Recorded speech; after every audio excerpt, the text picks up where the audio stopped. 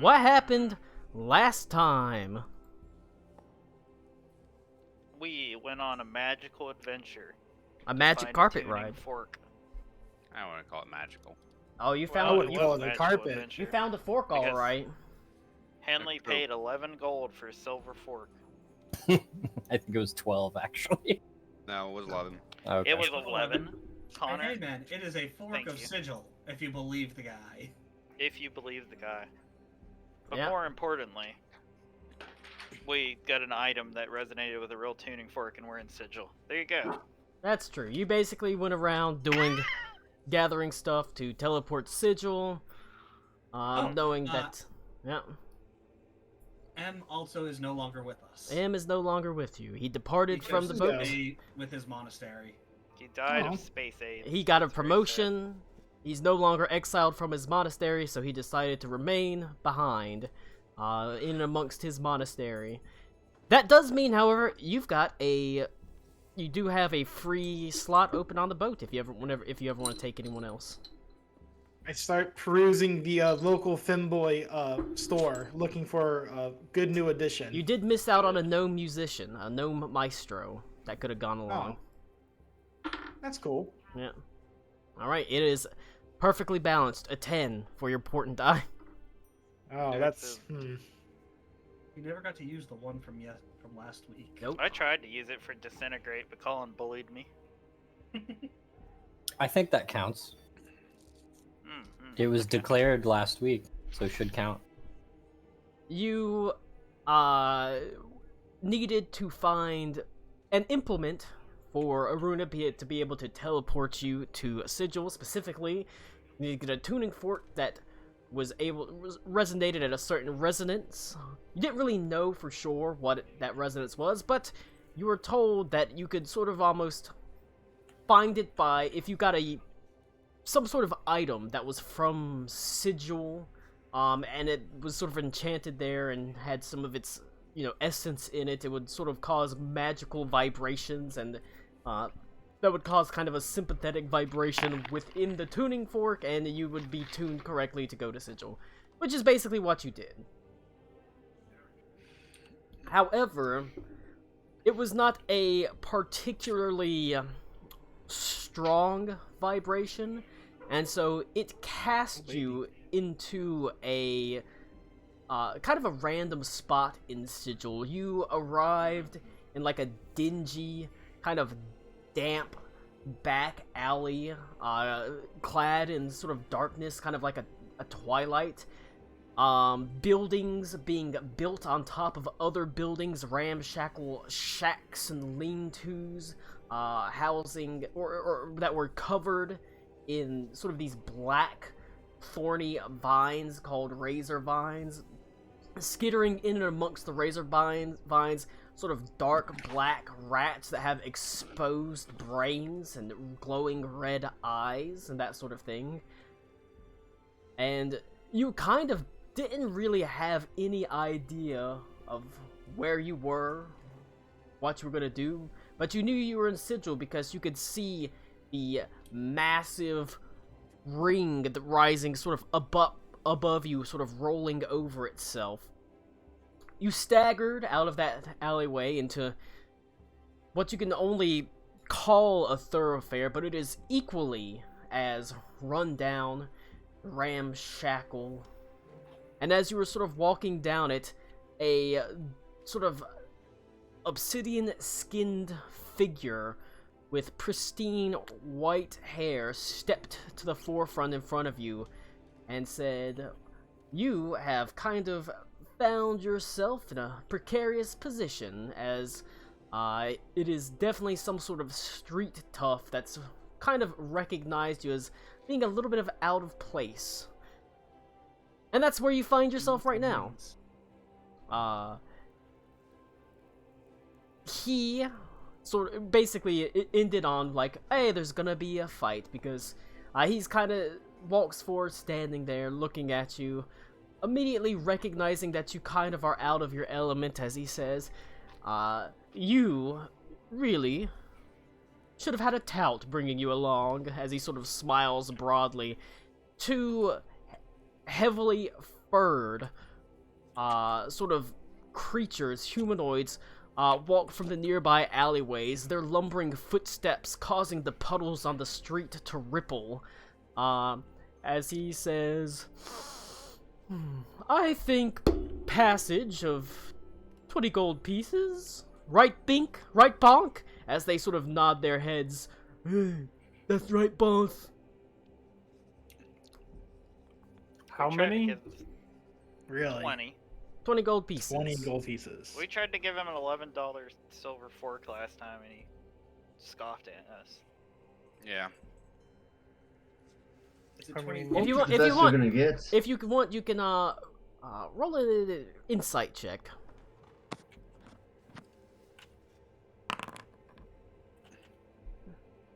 Big insight right there, baby. Oh yeah. Oh my Cody. god! Cody's charged up from the con. It's true. Oh my god. You feel there is some deception fuck? to it. Especially, you get the feeling it's more like he's feeling you out with 20 gold pieces to see if you could pay that. And if you can, well, it might be a little bit more. They might just want to take everything. Oh my god. So, okay. I mean, are we? Kind of get an idea here. Are we just killing people? Well, that was actually what I was gonna ask. Was there a reason that Aruna's disintegrate didn't happen?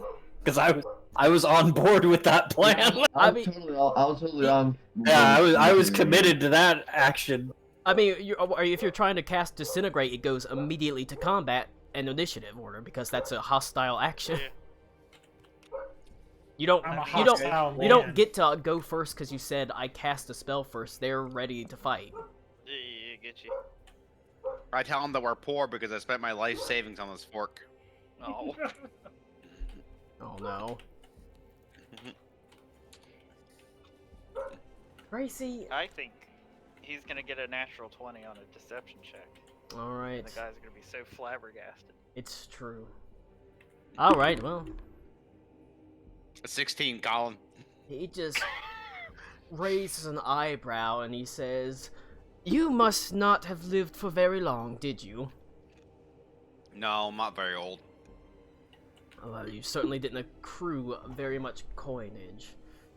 It's true. Look at me. I'm covered in fur. He's kind of an idiot. I'm not gonna lie to you. Do you know? Hey! Look, Henley is at least the smartest person in his tribe. He sort of smiles. That's not true at all. That's absolutely false. First Yeah. off, you guys are my tribe. Do Oh. you know? I think Henley is Well. actually smarter than me. You've wandered into the hive, young man. You're a Actually, long. We haven't. We've been to a hive. We've been to him. We because I we put literally out. left the hive a couple weeks ago, sir. Well, you've wandered into my hive. Oh my god, a talking ant! You're not a Thrycreen. You don't have hives. He What says is this man? Wait, that's not true. Drows is- could have hives. he's a drow. He's got Do you have a disease? Is that why you have hives? No. I'd be more than willing to look at that. I'm a healer. I can check your hives if you'd like. There is a disease that runs through this city, but money is the cure. I've never heard of that disease. Which disease is it? Poverty. Oh, okay. I'm pretty sure the cure to poverty is to overthrow the bourgeoisie.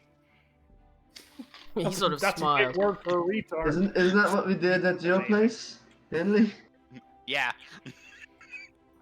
Okay. Seize the means of production. To be Okay. fair, he has somewhat of a point. Greater restoration, you have to use diamond dust worth 300 gold pieces. I mean, If he's got Wow. 300 gold on him, Even in fantasy worlds, only the rich can afford to cure their illnesses.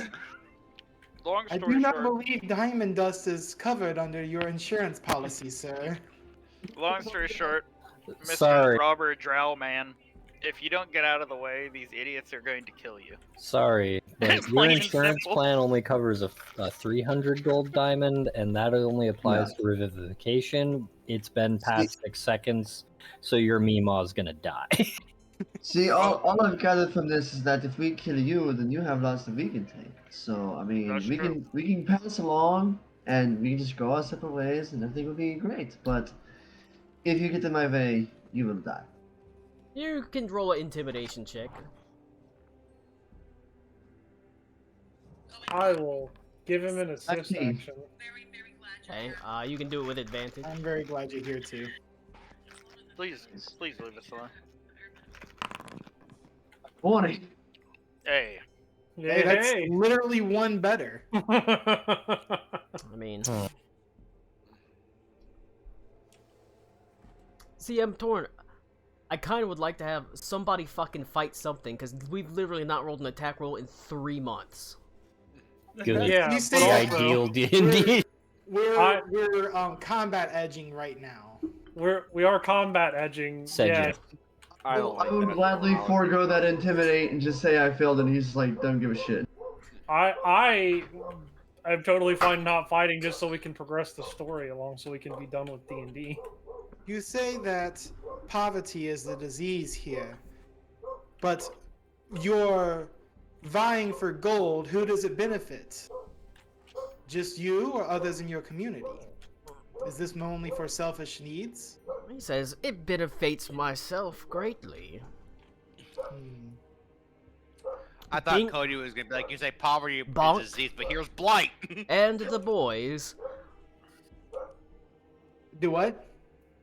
Bink bonk. He said bink bonk and the boys. Gracie, I swear to God, I'm gonna have you put down.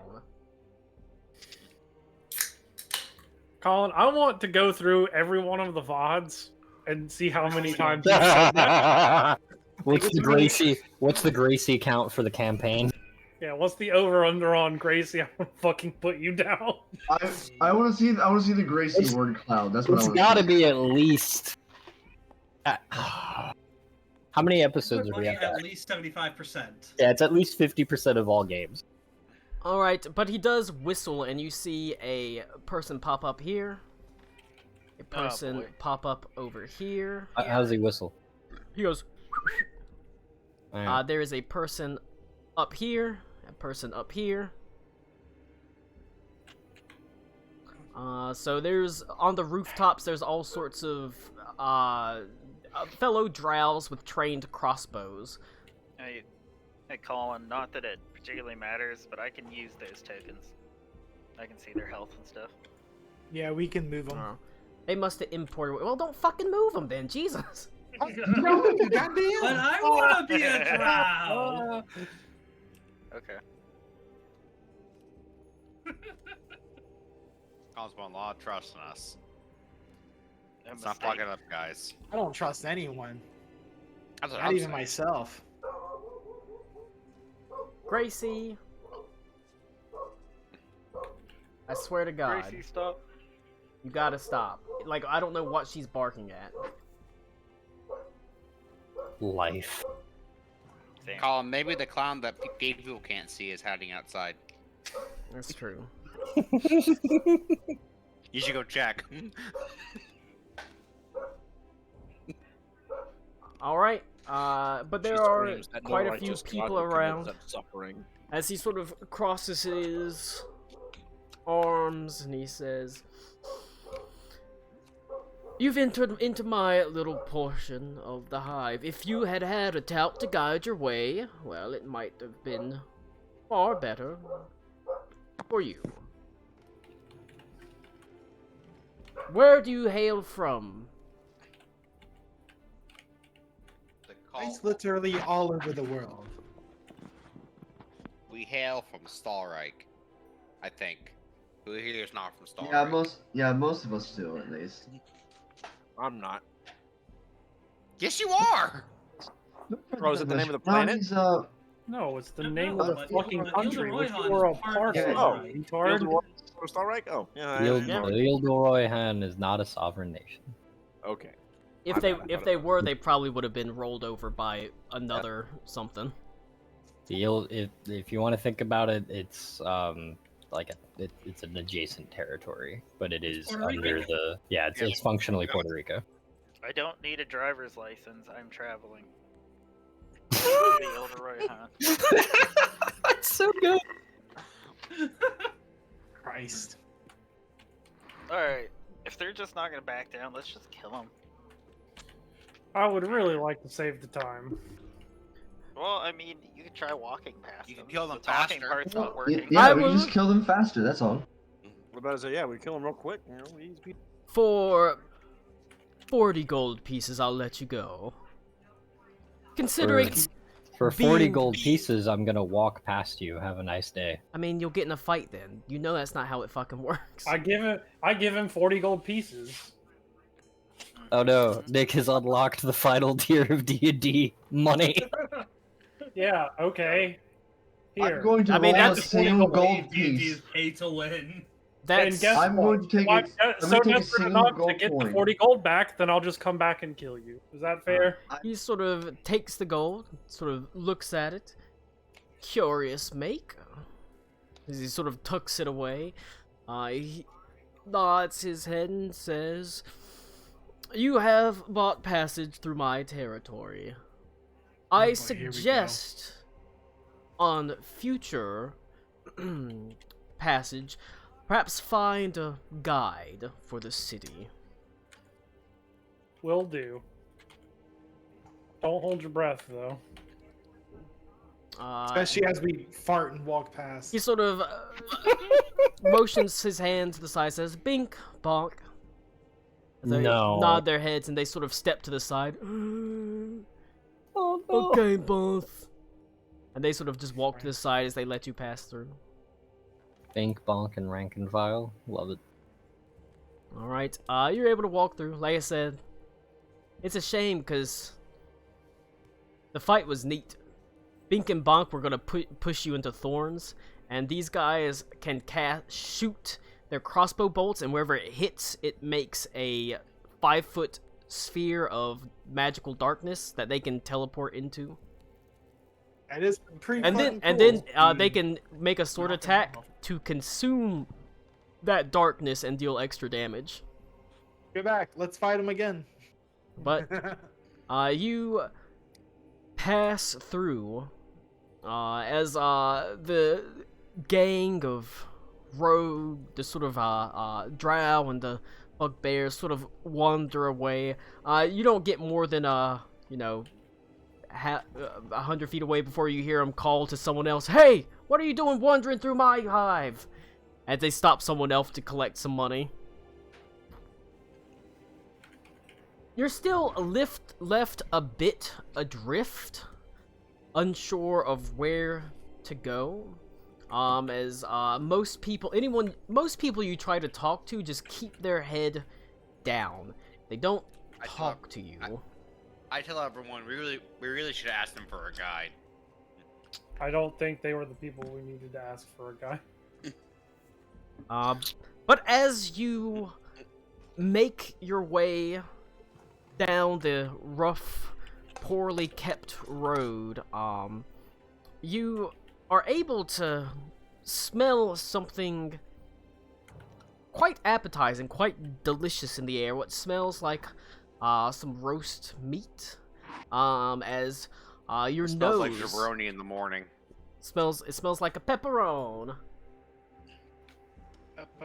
Your nose guides you to a like a tavern, and above it you can see emblazoned in fiery letters is a sign that says "The Smoldering Corpse." Lovely. You can see there Not very is appetizing. like bright orange yellow light that streams out of windows that have become opaque with age, and drifting from it is a wonderful smell of roasting meats. You see there are a couple of people standing out front. One of what appears to be some sort of tiefling with in and amidst this bleak place. filled with the black razor vines. You can see it's like a blooming flower. It's like a shock of red tied up in a ponytail that's like in a big poof. She wears very sort of enticing blue-black leather armor. And she has a look on her face that says, don't fucking talk to me. I ain't gonna talk to her. Oh no! You Your do? greatest mistake. No. I can fix her. You got this, Henley. No. If that's what I can fix, or Lou's got to do it. Yeah. The door, It's time to get back on the horse there, homie. the door is, you see, is actually made of what appears to be, like, scarred iron. And whenever you approach it, you place your hand on it, and it's warm, almost hot, unpleasantly so, as you sort of take an iron ring and you pull it open, and you step into the burning corpse. And the first thing you see is the eponymous corpse. Well, at first you think it's a corpse. Floating over a steel grating in the center of this tavern is a person who is completely on fire. Flames lick across his skin, causing it to bubble and char.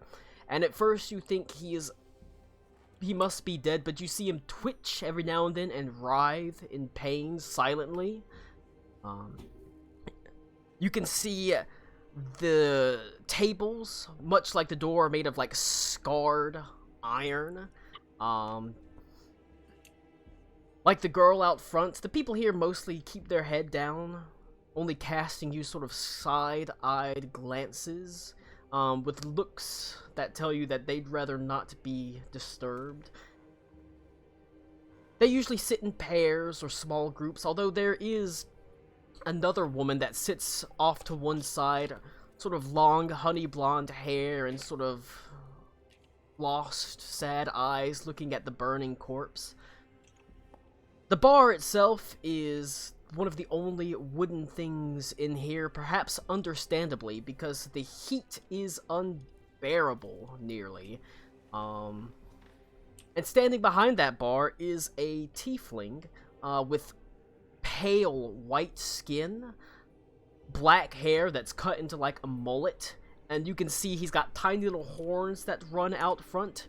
He wears a simple, heavy black sweater, like a turtleneck, heavy black pants made of denim, black apron, and he sort of casually is cleaning out a glass. There's an air of sophistication and confidence that you do not expect for, like, this place so far. It does not match these surroundings. He seems above it, too good for this, like he should be running like a really high-class bar somewhere. And he just kind of smiles at you, nods his head. Who's gonna talk to Tom Hiddleston? The dream.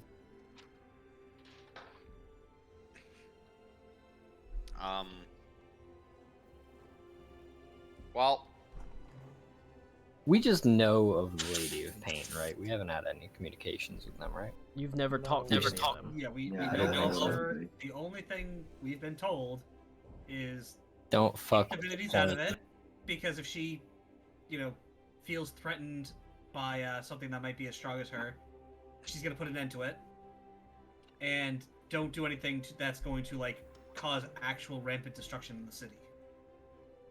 Minor crimes like killing a person, not a problem. Burning down an entire street, gotta get her attention. do we know what we're even looking for here? Nope. That was my question. No, we Well, know that there is okay. a thing here. Yeah, I know we know one of the weapons is here. I don't know if we have an idea what it is. Well, we can What does the We can- prophecy say about the sigil part? It just says a narrow it room of down. doors where mercy is feared as greatly as pain. That's it. You say it's Alright. a rumor of doors. Here we go. Yeah, We got a room of doors. Room we of got doors. we got a Alright. dagger. And the fact is, the doors all lead to. The idea is that the doors can lead to here. I guess. All right, we got a dagger, Oh, long and thin, okay. gleaming green blade, a Mhm. scourge or a whip. Okay, wait. The scimitar is ours. Let's backtrack. Is Beer's dagger green? I actually don't know. I'm asking. I believe it's black. It's an orb sitting atop a jeweled dagger, which we already have. Okay. I So, hate to mention this now since we're already here, but is there a chance we're just assuming this line refers to sigil? Are you retarded? It's No, always Connor, possible, but it Connor, does not we- seem like Mhm. it seems likely that it's talking about sigil. Connor, meta-wise, yes, we know. Okay. There is specifically 1, room of doors, 2, the line about where mercy is feared is greatly Yeah. in pain. No, You've heard I figured it is sigil. I just the Lady of Pain and the rank and file Sons of Mercy. okay. I was not familiar with them. I've only been to sigil once. Anyways. Okay, so go. Start. Tommy, can you go over that again so I can. Since we yeah, got you're interrupted. good. Okay, so blooming staff, staff of 4 seasons. Got it. Okay. Long and thin sword blade changes form every couple seconds. That could be. Oh, I don't think we have that one. No, that we don't have that one. Long wraps, which are Lou's. Yep. Crescent moon blade, which is my sister's. Yep. A strange scourge or whip, which we have. We do. Long and What's a whip? that's the scourge is what's his name's? Lysanthers? Is that the thing? Or am I crazy? Lysanth- I have That's it. I have no idea what we're referring to. Lysanthir doesn't have anything. He's got a whip, Yeah. but it's one he had from the start of the game. Okay. Well, I mean, Okay. a scourge or whip would make sense with the thorns all over the city. Yeah, Long and that- thin, gleaming green blade, probably Ito. I don't and then- actually. I thought that was a coincidence. And then a small orb sitting atop a jeweled dagger. I thought that was a Yeah. coincidence. I didn't think my sword was actually that. I don't know. I mean, is your sword a long and thin, gleaming green blade? I thought it was. It Oh, is. yeah, it is. Yeah, it is now, but Yeah. okay. So what? So we don't have the one that changes shape, and we don't have the whip, right? And we don't have the one The from your sister. scourge. Yes. Okay. So it's probably. So, yeah, it's probably the whip. Okay. I go up to Tom Hiddleston, Colin. I will accompany. He Thank smiles God. slightly and he says, "Can I interest you boys in a coffee?" Sure. Why is everybody into coffee lately? He Modern era. He pours you each of you like a nice, very, very strong, like espresso, tiny little cup filled with extremely strong coffee. Oh, don't give Henley espresso. Why?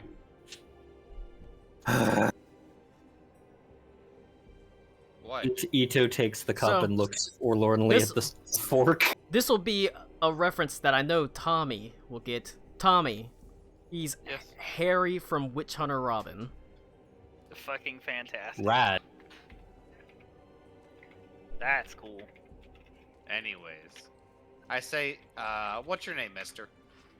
He smiles and said, "That's very kind of you to ask. My name is Barkus." Hello, Barkus. I'm Henley. We are looking for a scourge. Can you help us find it? I can help. He says, It's like a whip, I think. We're gonna be here for a while. I can help. It's very magical, I assume. He sort of I have a magic whip. smiles and he says, "Well, if you needed to find something, you're certainly in the right city. I guess Sigil's got a little bit of everything. But I'm afraid if you're looking for a specific scourge, that can be a bit more difficult." Why's that? He says, "It is a interplanar hub of massive size. It very well could be anywhere." Wait. You used a lot of big words there, friend. Did he? Hub isn't Yeah, a very he- big word. Yeah, interplanar. That is. Oh, yeah. All right, fair. Anywhere. Oh boy. He says, "Drink your coffee before it gets too cool now. It I could take a sip of it. strong. I don't like it. And bitter. I don't like it, but I don't. But I pretend not to wince. I will also drink the coffee. Strong and bitter. I'll drink it black. It's espresso. You fuck. Oh, I didn't hear that part. Oh, okay. He says, "Well, if you are looking for something, you're probably gonna want a tout. A what? A tout. Eh? A guide What's for that? the city. Oh. They're called Why'd you touts. say that the first time? Just say that. I suppose. Oh my god, Henley's just Ryan Gosling from fucking The Nice Guys. How am I just realizing this? You boys really are a long way from home. It's unfortunate that you ended up in the hive and not somewhere kinder, just outsiders." Yeah, the drow out there said that this is his hive. Is that what you're referring to? I think he was being metaphorical. Nobody owns the hive, and if anybody could, I don't know why they'd want to. Well, he lied to us. Can you believe that, Ito? He lied to us. Shocking. Henley, I think everybody in this party lies to you at least once a week. He says, What have you lied to me about? Aghast right now. "It's a sad, dirty place. If you tried to burn it down, you wouldn't be the first person," as he sort of smiles and motions to the man that's on fire perpetually.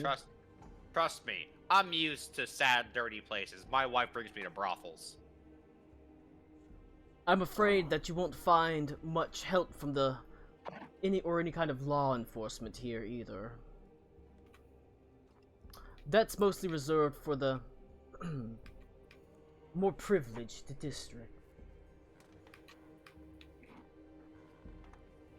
Now, if you're looking for a tout, I can refer you to none better than Kylie.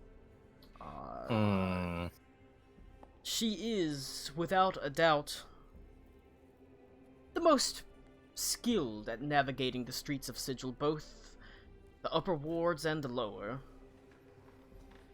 But she does come at a fair price. Fairly high price, at least. Skills like that you don't merely sell for gold. She works for magical items." Is he referring to the other tiefling? Yes. He says, "You can't miss her. She often hangs around the area in the bar. Shock of red hair. She has a little dib that travels with her." That sounds derogatory. What is Cody He sort of doing? looks at you and says, He was kind of busting a move there for a minute. he says, He's showing us the dance of his people. a dib is... Yeah. You don't have those from where you're from. I No. don't know what it is. Nope. We got dabs.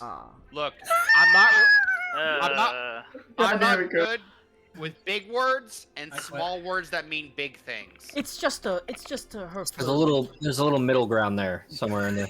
that's where Headley operates. It's just her. Use her medium words. It's her familiar. She has Please use a medium companion.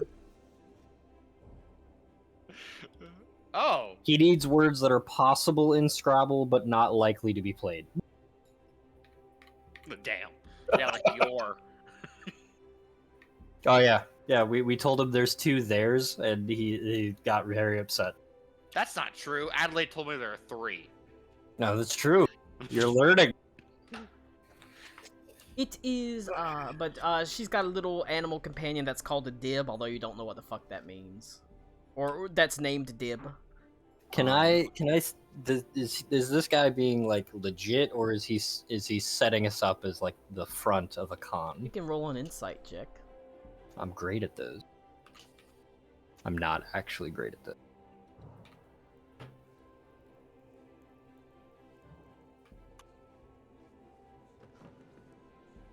Come on, Foundry. There we go.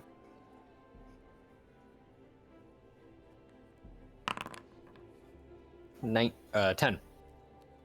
I mean, he seems like he's telling the truth. He's been nothing but helpful to you, so. Does she react, or is she like out of earshot? She's out of earshot. She was out front. And she was the particularly standoffish individual, right? Yep. Okay. What's her normal rate? Well, she works for magical items only. She doesn't accept gold.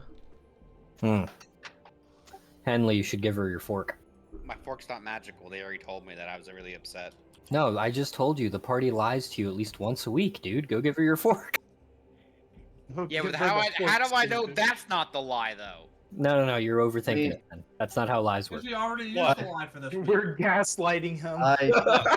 Look, I'm gonna tell you this I now, do have Ito, some- I've never overthought anything. In fact, I typically underthink things. That's so good. That's up there with fucking Travis. I have an intelligence of 6. I know exactly what I'm doing. That's I do sick. have spell scrolls that we can use. You know what's Well, in one way, it's almost crazy. I'm surprised nobody's asked him about the burning man in the middle of his tavern that's still alive and perpetually on fire. I assume that's culturally I figured it was just, the shtick of the place. I figured it was the reason why you don't try and light the thorns on fire. Oh, it Or is. just, It is you a know- reason. I think it's the D&D I've equivalent of a actually- neon sign. You name your place the Burning Corpse, you have a burning corpse in the lobby. That makes sense to me. It's honestly just You walk up- aesthetics. Yeah. I'm gonna walk up like to it's it pretty with meta. It's not my kind of brand, but it's very on brand for them. They've got a thing they're going Burning for. corpse, still alive. I'm gonna walk up to it with my daggers. I'm gonna poke him. No, see, when he Like, finally I- decomposes, that's when happy hour is over. Do you actually poke him? I am gonna poke him with the dagger. Yes. He does not respond to the pain, but you can see the woman with sort of blonde hair, sort of older, winces as soon as you stab him. As she freaks up and she slaps her hands, just stop it. He already suffers enough. Well, poke. He looks pretty alright to me. What's his story? I don't understand what's happening here. Her lips sort of slightly trembles as she says, "He made a mistake. Tried to burn down the hive. This Henley, watch out, they're gonna light you on fire. What Fucking are you letting me on fire for? gummy, dirt-filled place. He was beautiful in life, though. And now he suffers eternally, all at the whims of the bladed lady. Doomed to ever burn. He has the elemental plane of fire flowing through him, a punishment for his attempted arson. That sounds very metal. Is there a reason this place is specifically so against fire? Why is it so against fire? Because sweating nervously. it's 'Cause this place is cool. it's like the hive, because it's like a apartment building stacked on top of an apartment building Got it. made It's a of favela. dried timber. Okay. They're all made, I'm they're tracking. all made with the best asbestos. Yeah, it's a favela. Got it. All right. It I was not is- aware of that. It would be, like I said, if it takes a spark and this place is going, and that's bad. That's Lady of Pain attention grabbing levels of bad. Gotcha. Interestingly enough, this man's name is Ignis, Ignus. But he would try to burn down the hive, and as a punishment, he now embodies the elemental plane of fire, so he's ever burning and he's not allowed to die. But That's at least half a character concept. Good shit. Love it. I mean, I didn't come up from that with that. This is the stuff of Sigil. This is Planescape stuff. Oh. But she... Oh, have you tried mixing in the elemental plane of water just to, help him? Tommy I has don't think offered it- up his body as a magical item. I don't think you're supposed to do that. I'm What? pretty sure that she would come fuck with you if you fucked with her thing. Well, maybe, maybe not.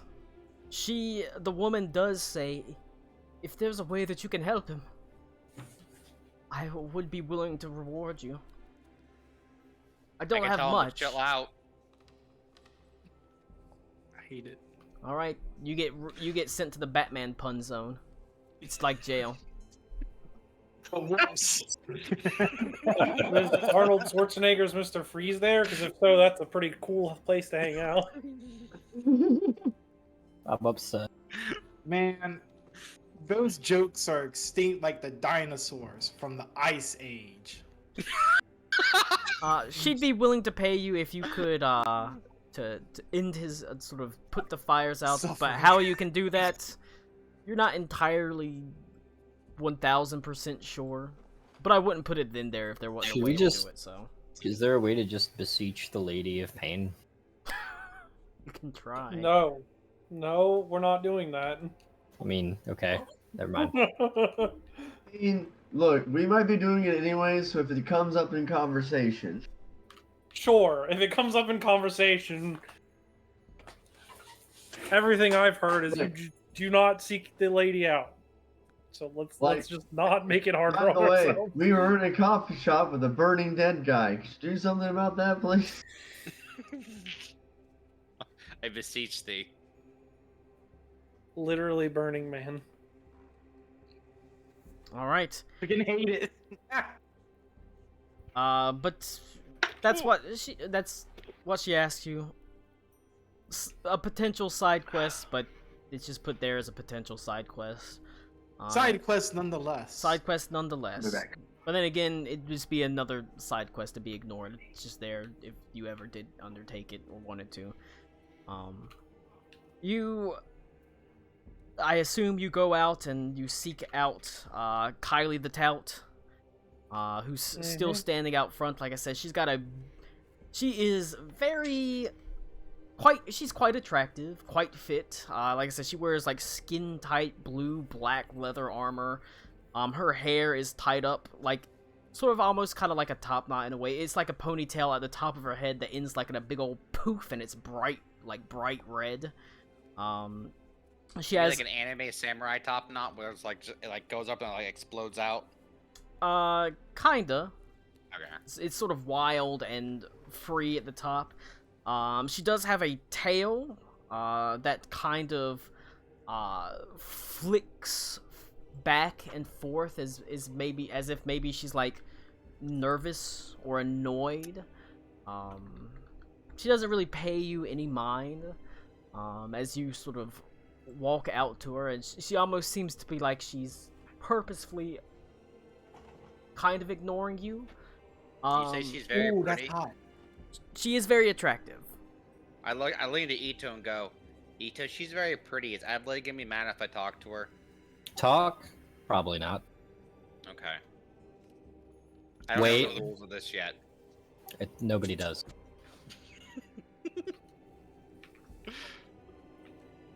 Alright, we're good then. That is Look- Kylie the Tout. I go talk to Kylie the Tout. I like how Henley's Kylie the the face of the Tight? group. It's Yeah. amazing. I Ooh. see. Well, Oh, I'm the she's emperor now. I gotta take daddy charge. issues. Well, I was waiting for men with charisma to do the thing. I Like I was said, attempting I'm- to do that. I'm the emperor. I have to take charge. Okay.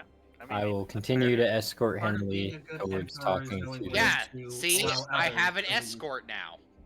Oh yeah, that's true. One of the noble houses is helping you. It's true. He's navigating this for me. Anyway, I will walk with Henley to talk Give to him some money. the guy. Alright. She has as you sort of walk forward, you can see her tail begins sort of twitching even more wildly and nervously, as it has large sort of barbs and spikes on the end. As you get close, it rises up almost threateningly at your neck as she says, "Don't try to fucking hit on me." I can't remember. Have we encountered a tiefling before? Is this new? They're around. Okay. Not super common, but they're around. But she does say, like, don't try to hit on me. I would If not. it, We if are it both. helps, technically we- we're both married. Yeah, we're She- both but- married men. Or she would have said, like, Pike off, you damn sodden Burke. Actually, technically speaking, you've got 3 marriages represented in 2 people. And she sort of, as the wickedly sort of barbed tail holds up threateningly, I can give you a tour of the city, but I'm not gonna give you a tour or anything else. That ass fart. What did you say, Cody? Cody, it's been a time without you. Let me tell you. I take it you're Kylie the Tout. I see Barkus has had a bit of a loose tongue. Yeah, probably. Is he not supposed to tell people that? Not lowlifes like you. Ooh. Damn. Well, if it helps, he pretty much said you're the best guide in this town, so... Well, he'd be right about that, to be sure. But I'm also one of the more expensive ones. Alright. Go on. Well, my retainer here is very wealthy, and I point to Ito. My retainer is wealthy, not I am wealthy. No. Retainer, not retarded. Ito makes a sorry. mental note to continue explaining the concept of money to Henley later. Ito's like the squires from Monty Python. He's just got the 14 packs of gold or whatever that he has to carry around for the royal family. It's perfect. It's nice being able to use established characters, because I can just find pictures of them. Wait, pictures. Awooga. Where? Awooga. These They're in aren't the just chat. Your Fucking dream cat. woman? No, this is a... Kylie the Tout is from is from Oh, I Planescape. see. So is Barkus, so is Ignis, so are all these people. For the most part. Ah, cool. But It's like she... Winona Ryder went Just to a kind of thing for BDSM club. leather-clad women that look like they have daddy issues. What's wrong with that? I'm Nothing, fine. I'm nothing. fine with that. Hashtag. Colin, be careful, our fetishes are showing. Yes. Like, uh-oh. Anyway, so, There's not a saxophonist here, Connor. you have a price. What is the price? I don't work for gold. I work for magical items. Oh boy. My Was that, brain is- was that the end of that sentence? Yeah, she says, I don't work for gold, I work for magical items. What are I you mean- in the market for? Well, it depends on how much of a guide you need and how far I'm gonna have to guide you. If it's a long way, it's gonna be a pretty significant item. If you need me to guard you down the road, or guide you down the road, well, it might be something quite minor.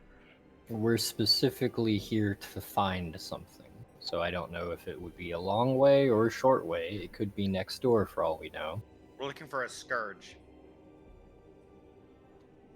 Okay. Do we have a name for... we have no details on this item whatsoever. We don't even know if the Scourge is actually what it is, right? Nope. We're just- I Nope, I'm all just we going know on is the premise thing is here. We're of pretty the Lady of Pain. Yeah, and yeah. Thorns. So what Yeah. you're saying is you're looking for an item. Is this a... Yes. Okay, well... We're That's- looking for a Scourge that may or may not have something to do with the thorns in this region. Plane. It's very magical. Realm. A magical scourge. Well, I can point you in the right direction. But I'm not gonna point you until I get payment. Well, I do want to clarify, we're looking for a specific one, not any old one. I can point you to someone that will be able to help you find it if it's anywhere in this city. If he helps us find it, I'll pay you. She sort of As says, I said, I'm looking for a specific Scourge, not just a magical one. well, One. if there's Singular. a specific scourge, you'll find it for you. But I don't work for free. I'm not gonna point you in his direction for nothing. Colin, I take out the flagellant's hood and toss it at her. Dang, I forgot about that item. She looks at it, and she says, holds out sort of her hand, and from behind her back there is a strange animal that looks like, sort of like a lemur, but it has only one eye, like a single eye. A beast you definitely haven't seen anything like it before. You can only assume that this is Dib, as it sort of scurries down her arm and sort of rests on her hand as it sort of runs its fingers over the hood. And she sort of nods her head and says, "Looking pretty magical, right?" As the little animal Dib nods its head. "I suppose this is enough for me to lead you there." I hold the fork up to Dib and ask him if it's magical. Okay. Oh no! Hey. Dib Colin. wrinkles its nose. "I'm afraid not, lad." Hey, I go, I look at Ito and go, see? He didn't lie to me. Yeah. Ito has a moment where he's mentally trying to figure out the chain of events that led us to this exact conversation so he can figure out who lied to Headley when. Can I insight check that that's actually enough for her to genuinely take us to somebody or not? Sure. Can I ascertain if this lemur isn't a parlor trick? I mean, I got the 21. it's definitely, you can definitely see it running around, so it's as real as anything else. I meant that the lemur is actually capable of identifying magical items. That you don't you can roll an Arcana check, but Well, I mean, it said that my definitely- thing is not magical, so, I mean, probably. it definitely seemed to correctly guess both the magical hood and the non-magical fork. So, like I said, you don't know what this beast is. It's not a lemur. It just kind of looks like a lemur, but it has a single eye. She seems suitably sort of impressed with the magical item. It seems like it's adequate enough, as she says, Okay.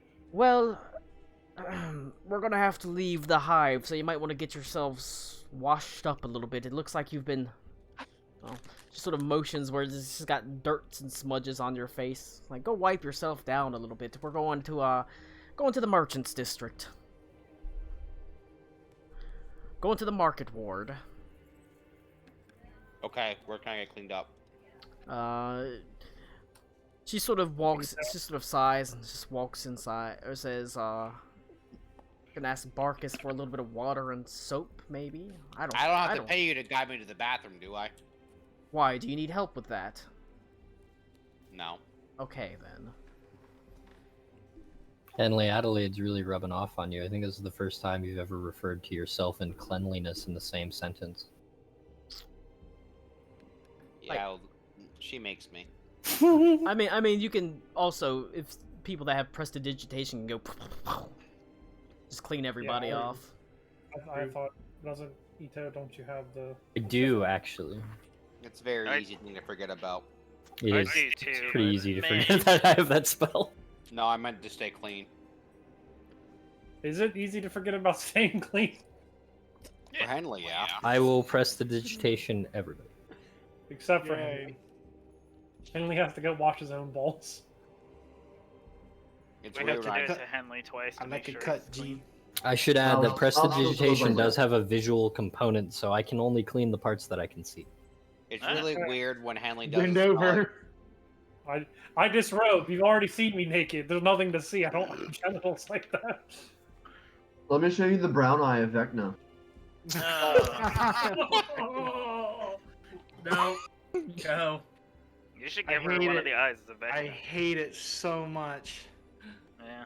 Alright, you sort of wave your hands and the sort of dirt and mud falls from your hems and your faces as you look good as new. As she sort of nods her head and says, "Well, I guess you can't press the digitation away ugly, but at least you got the dirt gone." And she I turns. use disguise self to make him not. Damn. You She- disguise self on who? Whoever she's calling ugly, not ugly. She called all of Probably. you ugly. Oh, damn it. I use Okay. disguise self on myself. You probably deserve it. Man, you disguise stuff and you're still ugly. Damn it. Tragic. Whoever I wanted to be, and I chose ugly. Can only put so much makeup on a pig. No, that was the other character. Alright. She turns and The group begins walking down the streets. You don't get. As you can see, she keeps her head down. There's a certain stealthiness about her as she keeps herself sort of slightly to the side in the shadows. A familiarity with moving in an urban environment where she doesn't necessarily want to bring a lot of attention to herself, even if she's not like hiding from box to box and things like that. As you walk forward, you sort of turn down a couple of dark alleyways, and you can hear a somewhat familiar voice that says, well, you worried? Looks like you folks wandered down the wrong alley again, as there's once again the drow and Bink and Box standing there with their arms crossed, but quickly they're met with a piss off, you wee fucker, as she pops out from the sort of darkness, and he immediately nods his head and says, come on, Bink Bonk. And they turn and leave immediately, just leaving Kylie alone. That's all it takes. Well, Damn it. Yeah, he said get a tote. I mean, like, real talk, if we had to kill Bink and Bonk, I'd be a little bit sad. I wouldn't. No, I would not. I would not. Cody over here like, boy, I sure do love beating up retarded people. You walk past They them, do. and They're an affront to nature. you're not sure if it's Bink or Bonk. Wow. You're not sure if it's Bink or Bonk that lifts his hand and waves. He says, Here. hey there, Kylie. How are you doing today? Hey, you guys. Feels fundamentally offensive. Yeah. it does. Holy shit. You should dodge. Why, they're just talking on your level. Oh boy. Here, say burn. She just nods her head at the bugbear and keeps on walking as he smiles broadly. She's pretty. You make your way. I say, hey, don't hit on her.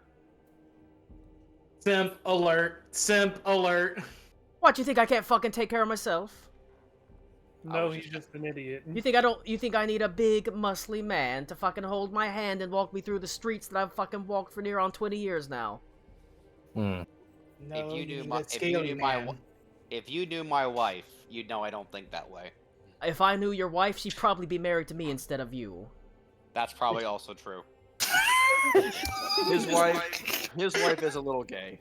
Kinda hot. It's pretty Not much a gonna good. lie. It's actually probably a good thing Adelaide's not here. It's a Yeah. good amount of gay though. Adelaide'd be like, I like her. Yeah. Headley, can we keep her? She leads you through the weaving, sort of crisscrossing alleyways as assuredly as if this were a path that were straight. One that you can tell she's probably walked 100 times, 1,000 times in her decades of guiding people through this city. And slowly the buildings become less cramped. They're no longer being like lifted up on top of each other. It's no longer just stories built upon stories. They become cleaner. The roads become better maintained and straighter. Thoroughfares that have, even some of them have like little small gardens and things like that. And soon like the stalls and the tents appear. Beautiful market stalls in various garish colors, filled with people shouting at the top of their lungs, trying to get your attention to buy various goods. And there are all sorts of incredible and strange things that they're trying to sell. Odd animals, strange foods, bolts of cloth that are unlike anything you've ever seen before, but she just walks right past them, ignoring them entirely, as she leads you to a large sort of central area that is dominated by a sign that you can only assume is magical somehow, in bright, sort of blinking pink letters of glowing neon. It says Heathcliff's at the top. Oh, yay. Hmm. I go, why does this seem so familiar? He just sort of shrugs. Couldn't tell you. But if there's anyone in this place that will have or know where to find a magical item, I can't believe It's we paid him. this woman to bring us to Heathcliff's. We should feel stupid. All right. I look at Henley and I go, "What's Heathcliff's?" No, I wasn't. I had been meaning to sell it. Did So sure. did we just pay for a guy to get us to Walmart essentially? Yeah, Yeah. that's what I'm saying. We should feel dumb. Nice.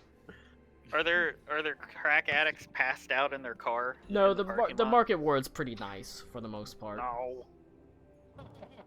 Also, so Heathcliff's it's is a a very Sam's prominent Club. store.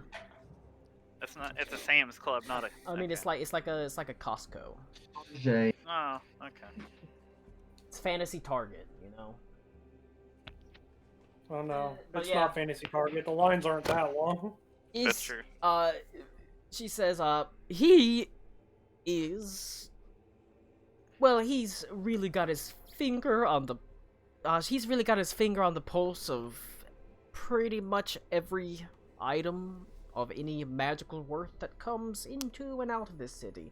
Doesn't mean he owns them all, but he can find out where they are if he doesn't already own them. Well, sounds like he'll be able to help us. Thank you. She sort of shrugs and says, "It was transactional. Yes, it was. Should Sure. you need another tout, well, I'm around. You know where to find me." Colin, you did say we each got 1,000 gold except for Beaver, right? From what's his name? Yeah. Yeah. Okay, I was making sure. All right. You're surprised as soon as she says that, she kind of steps back into a moving crowd and she just sort of blends in with it and walks away as you're left standing at the building that has this beautiful sort of purplish pink neon signs that just says Heathcliff's in stylized writing. It's almost a little bit disconcerting. There are no windows on the Heathcliff's. It's just like a stony brick edifice with a single set of old and battered wooden double doors. And as you walk to the doors and push them open, you're met by a dull hum and the sort of dull lights that seem to the dull hum of these sort of whitish lights that are overhead. Can't really see where they're from. Doesn't look like it looks like maybe some magical spell is casting it in some sort of strange white light. People mill about, moving to and fro, and you can see there are sections of Heathcliff's that are color-coded. You see off to one side there is what appears to be an area that has like blue flooring and a faint bluish hue to the light. There are men that are you think are men. They're more like moving suits of armor that are maybe 8 feet tall, and they sort of run their hands over blades that have chains around the side.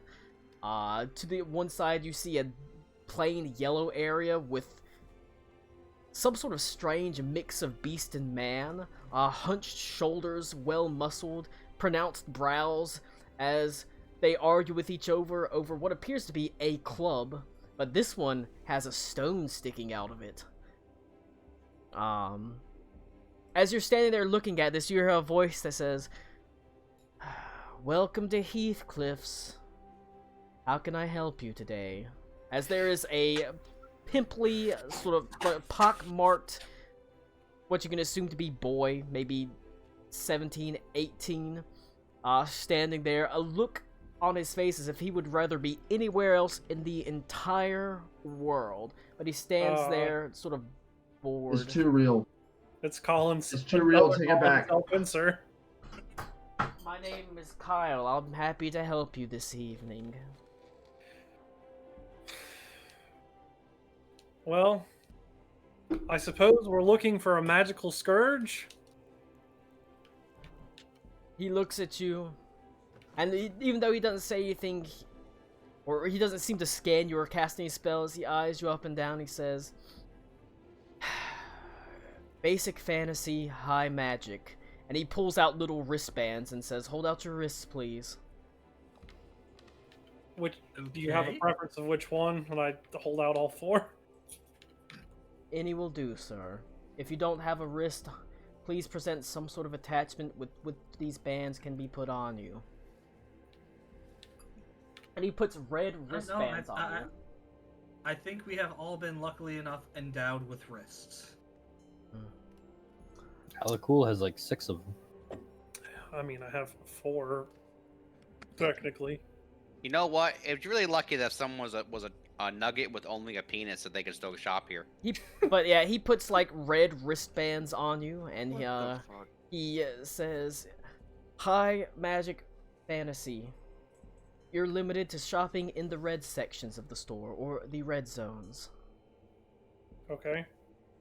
Oh, Oh, no. shit. It's the Running Habba and store. running only. Ah, sweet, the red light district. Basically, like I said, the yellow zones are clearly like cavemen buying stone tools. The blue zone over there has space marines buying chainswords. So, Heathcliff's is in a meta term is inter-world, inter-system, inter-everything. He exists across all planes, all systems, all that. And as you proceed past Kyle, you hear a voice that says, "Thank them for coming! Thank you for coming to Heathcliff's." And he sort of holds out his hand like he's expecting a tip. Tip him. I just seen from Do- Home Alone 2 where he puts his gum in his hand. I'm golden. Why in the fuck would I you was- do that? I was going to kidding. tip him, but that no, don't you dare take that back. That's the most in character moment you've ever had. He, Holy he shit, invented gum. that's so good. You hear a voice that says, "Kyle, you don't work for tips!" I am so... suddenly That's too real. a man sort of appears standing in front of Kyle, a stern look on his face. He wears like bright orange and purple robes. He appears to be a human of maybe 40, 35 to 45, somewhere around there. Relatively tall, maybe 6 feet tall, sort of peppery gray hair, a like peppered goatee. As he sort of shakes his head disapprovingly, he says, "You don't work for tips, Kyle. Come on. Be a little friendlier. You could have scared them off. I'm so sorry." As he turns and he bows low and says, "My name is Heathcliff, and this is my establishment. It's a pleasure, Mr. Heathcliff. I apologize for Meet you. Kyle's rudeness. He's an ex's relation. Never hire someone, well, just because you're dating their aunt." This entire situation got very real for Ito in the last few Yeah. seconds. Yeah, this got very real. Nepotism is He bad. looks at Alec Cool and he says, My, a Thrycreen? That's a change." Well, I'm glad to be a pleasure sight, a pleasant sight. A Probably- pleasure sight. He sort of says, I am pleasurable to look at. "When were you the honestly. last time you were here? Loxodon, was it, maybe?"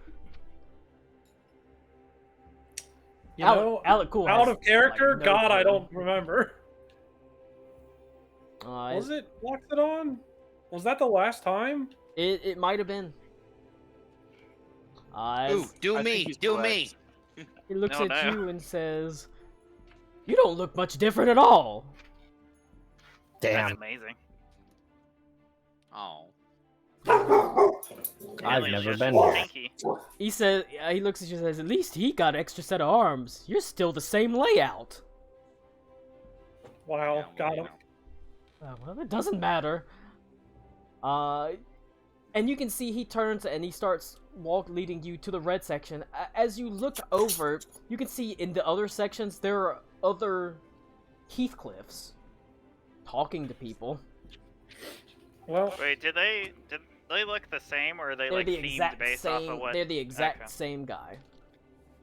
Do we This is oddly a very meta question, but we all like actually remember Meta Murph, right? Yeah, I was gonna. Yeah. I was actually I gonna. was gonna- Does I'm- this guy remind you of Meta Murph? I guess what I understand that we played the Metamorph session, but I like, do our characters recall that happening? They recall the Metamorph happening, although there'd still be like, Yeah. like he knew shit. Is that but, real? Like, Yeah, okay. is weird shit. Okay. Is this kind of the same vibe? Yeah, like I said, Heathcliff. Yeah, he is one of the meta knowledge things. Neat. Okay.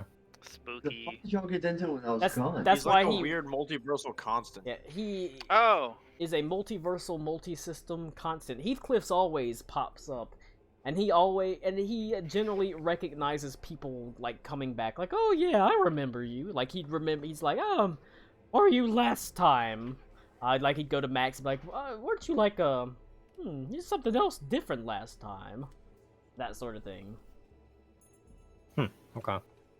So it's new for me. If Nick was an elephant, then I had to have been a bear. Yeah.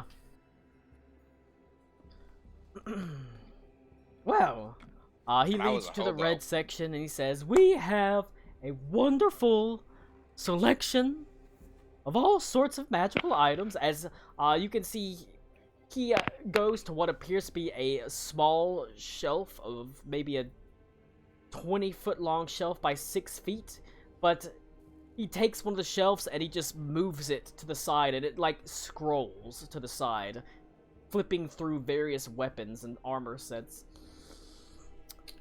If you've got something you need, old Heathcliff's got it. there is actually. Now I will be frank. We don't really know what it's called, and we don't really know if this is its true form. But I believe we're looking for a particular scourge. I mean, if this guy is giving Ito Metamurph vibes, he would literally just read off the prophecy to him. That's why I was asking that. there's probably another version of you that's already read the prophecy. Connor, have never been to Heathcliff, Well, I'm just, guessing. but unless unless Grodimir has, but that was after I left. But I don't think so. Funny beer might have. No, Grotti probably didn't. But like, Yeah, I would Ludwig did. I would just read off the prophecy to him. If this guy is giving me Metamurph vibes. He sort of nods his head and says, "Scourge? Sure. Thorns?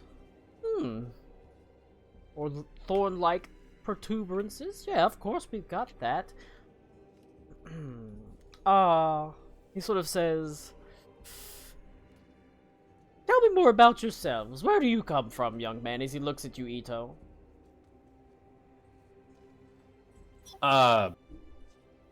Little island off the coast of Stalreich. Ah. Not that one, the other one. Stalreich. Okay. And he sort of scrolls through the items. He says, I think I know exactly what you're talking about. Well, that would be incredibly helpful. Obviously, no minor magical weapon. Oh no. A significantly powerful weapon. Oh boy. And he sort of goes up and he sniffs each of you. Yes. I'm sorry. He like He goes and sniffed me? sniffs each of you. He's I- also like vaguely cat-like, apparently. I He think is that's what vaguely Colin described cat-like, him as yes. before. It's something he mean- moves almost Oh, like me. in a feline way. It's Not the very first time, very but- graceful. Not the first time and the last time somebody has sniffed me, but we need to establish boundaries with extra-dimensional creatures. And you can see he thinks for a while, and he goes back and forth until he's just like sniffing alcohol. Oh, there you go. Go on, sniff the bug, man. Did I not get clean enough from his prestidigitation? And he sort of thinks Because for a second. prestidigitation's based off vision, I feel like Alakul should be by definition the says- cleanest one here. Oh. He sniffs you again. Well, that's not good. What's not good? I mean, I'm not evil either. He knows. It's the vampire's musk. I never really thought of it. I guess really a scourge would describe it. Oh well, what is it then? It's a Oh, weapon from Elder Scrolls 3. it's called the Thread of Fate. Oh, It's not actually a necessarily a whip with thorns. It's actually a line of string yarn, fairly sizable, but it actually has needles, not thorns. That's scary as shit, actually. That's actually terrifying. Wait. Are you saying that Alakul is gonna become the greatest cross-stitcher the side of the universe? You bear the scent of the loom. Mantis Queen, I suppose? Yes. Well, you do have that smell. I mean, not a bad smell, it just, you have to understand. I can Smelly smell. tease. If you could smell tease that, I've about you. been there a couple times. So Do he that- have that good stank? Ooh. I don't have that one. Hmm. But Do you, I know, you know where it is? where you can get it. But it is not a not a gimme. It's certainly not an easy thing to get. And he sort of shakes his head and he says, I mean, we have a lot of very nice weapons you can choose from. You don't necessarily need that one. We have many glyphs. No, and it really needs to be that one. Yeah, sorry. I Yeah. says We came here for the information. If you had it, we'll buy it from you. If you don't have it, we need to find it. Like Cool. I feel like anything else we get here, you know, I think we could do for some buying of things, but I need to have that. but he says I would give him the whole prophecy. Is there anything else that jumps out to him? I mean, you can ask him about particular things, but he doesn't necessarily guarantee to answer you about it. Okay. Ask him what I smell like then. Misty, probably. Bitches. He sort of sniffs you when he says, "You smell like sweat and shadow." I don't like that. I was gonna say a tannery and Balls. What something do you mean else. by shadow? How do you smell like shadow? What do you mean, how do you smell like shadow? You smell like shadow. How do you smell like cinnamon? How do you smell like nutmeg? Like How do the you hedgehog. smell like I- fear? I've never smelled a shadow before. He just sort of shrugs and says, I don't suppose I know how to describe it What was- exactly. It's kind of like a strong, sort of musty scent. What was the other one we were missing? We don't have Okay, the the sword. We don't have Tommy's sister's sword, the sword that changes shape, or the scourge, or the thread of fate as we know it now. The thread of fate.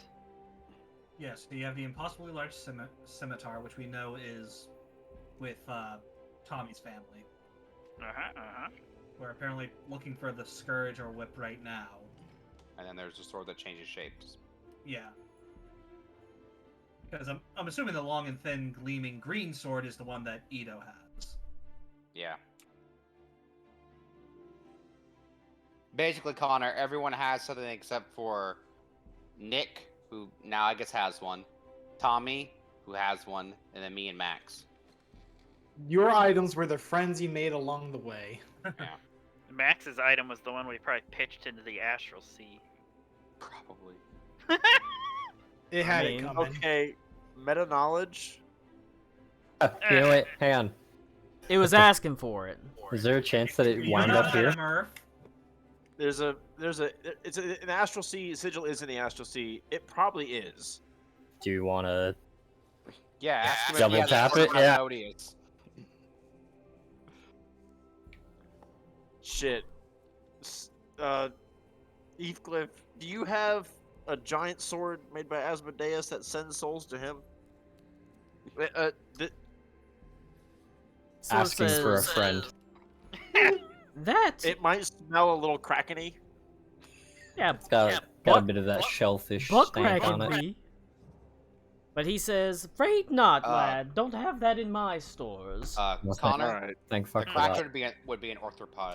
It's a octopus. Yeah, but Yeah. it eats shellfish. So I did spear it. I bolted through it. It was kind of cool.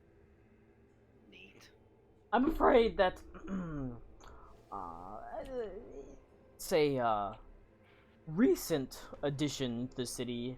Well, I can't really leave the store for fear of getting in some minor altercation with my ex-girlfriend. So, Not the That's- ex-girlfriend. Yes, that's okay. Is it the Lady of Pain? well, she wasn't the I think lady of meta knowledge pain. it is. Whenever I was dating her, I gave her the lady of They- term. Lady they of pain, 'cause never are, buddy. She's a lady They of never are. because she ended up being a pain in my ass. Like I said, I hired her damn nephew. Jesus Christ. And also, he said, Colin, I asked him if he knows where I can find the shadow I smell like. On that specific question. I'm much more interested in this ex relationship thing, Henley. How about we not move on immediately? Alright, that's fine. Just dwell here a little. You Fair enough. stink like the Fair enough. shadow fell. Linger. Oh, You the know how I shadow. get- Do you know how I can get there? I mean, I can think of a lot of ways to get there. Plane or travel, much like you got here. There are Yeah, I think got it's- you. groves. Do you think his fork would work? a spork? I mean, if Fork it's the I have, right. you think it'll get? He sort of looks at it, he says, unless that is at the bottom of a bowl of salad, then I doubt it's gonna get you there. Damn. To be fair, Henley, if you want something that's Shadowfell related for me to teleport us later, this is probably the place. Could you You use know? Henley because of his weird connection? We could use Henley, that's true. We could try that later. We need to get the thread of fate right now. So where's the thread then? I feel like it's It in is- the it is- dream space. Currently, within the vaults of Estevan the Merchant Lord, Or an not. ostentatious, Fantastic. manipulative, merciless Oni who controls the entire market ward. So it is here. Cool. Fantastic. To tell you the truth, I haven't. I don't think he's left his office in 1,000 years, maybe. Abnormal. He just doesn't get out very much. What are the chances that he will provide us with an audience? Well, I don't suppose you're an enterprising business person with hoping to sell or fund a business that's going to be No, but we operating are on this. gay. Well, Ito over here has Yeah, some Ito is. delicious wines. It's true. That's It's not true. curse. It's not curse free. Well, I suppose it's a start. A lot of wine merchants in the market ward, but maybe there's something that makes you special. It tastes like vinegar. Well, there's a lot Form- of Formerly of vinegar. there are a lot of vinegar merchants. Well, Yeah, but how is vinegar that gets you drunk? I just worry that as good as your wines are, they won't, compare to, say, wines grown within the fields of Arborea, or Eastgard, or one of the other realms at a titch. I mean, will it at least get us in the door? It might, I suppose. We don't need him to approve of the wines. We just need to talk to him about the threat. It certainly So- can't hurt to try.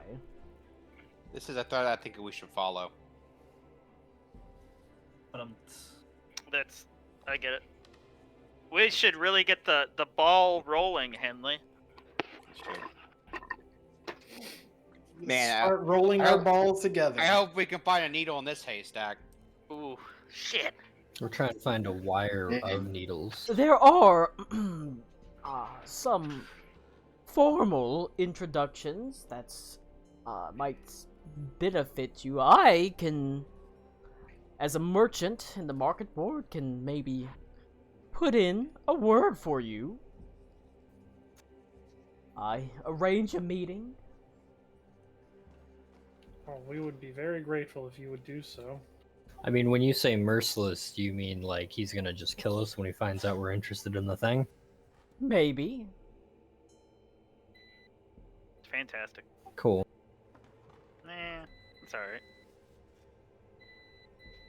Might I make a suggestion?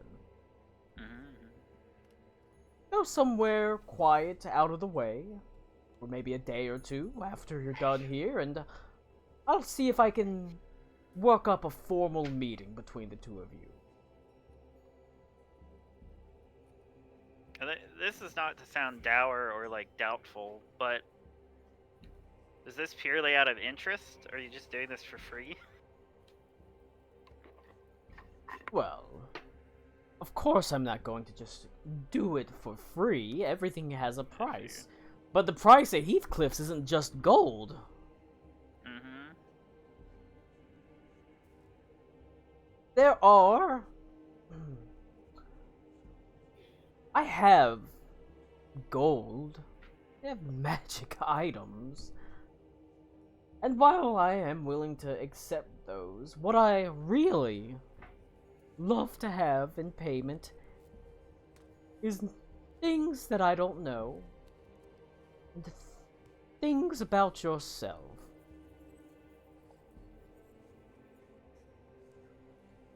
It's like I have a little piece of you to join my collection.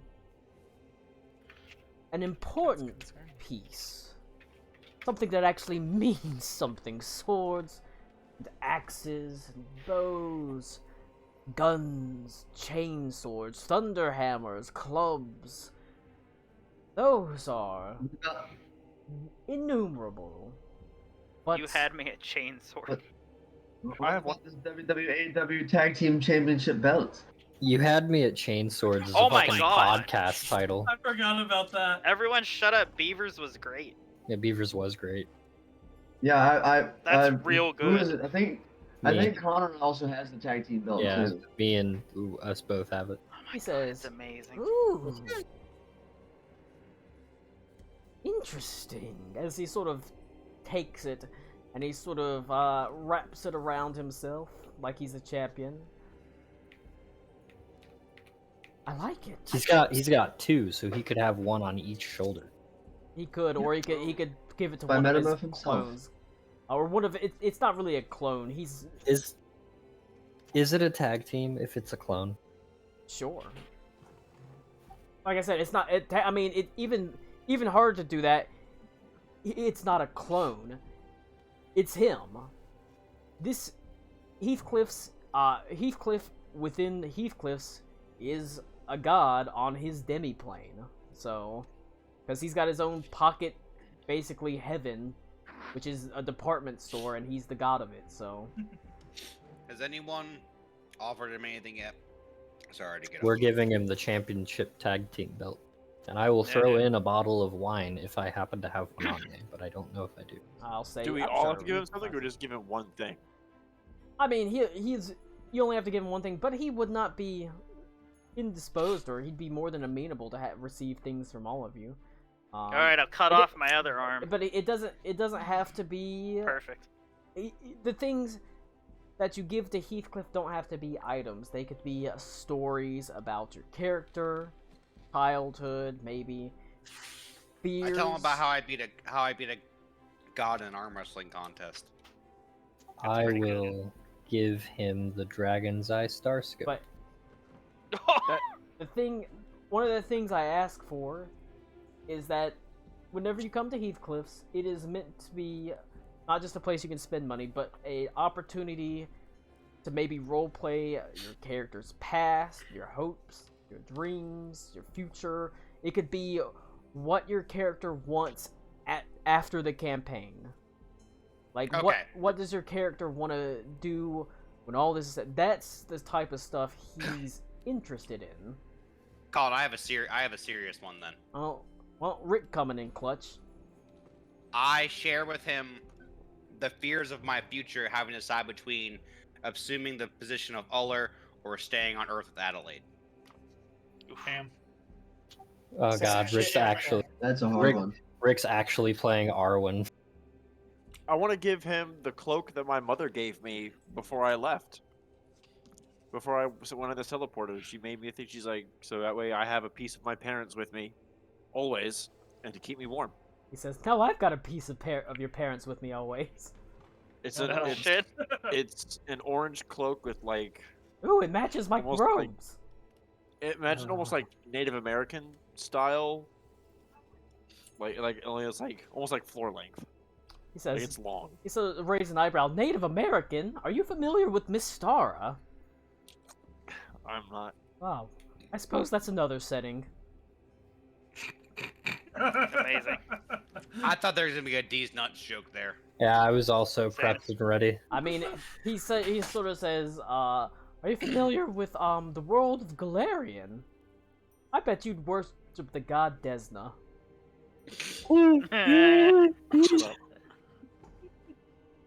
I'll The do it. prophecy always comes true. Karak was in the background. That's the thing. That's what I No said. child. Desna's No. an actual god. It is, yeah. I But then he says, no, we've got a wine, so I bet you'd worry, you'd probably worship Caden. I don't know who that is. Caden, I'm gonna lay these nuts on your chin.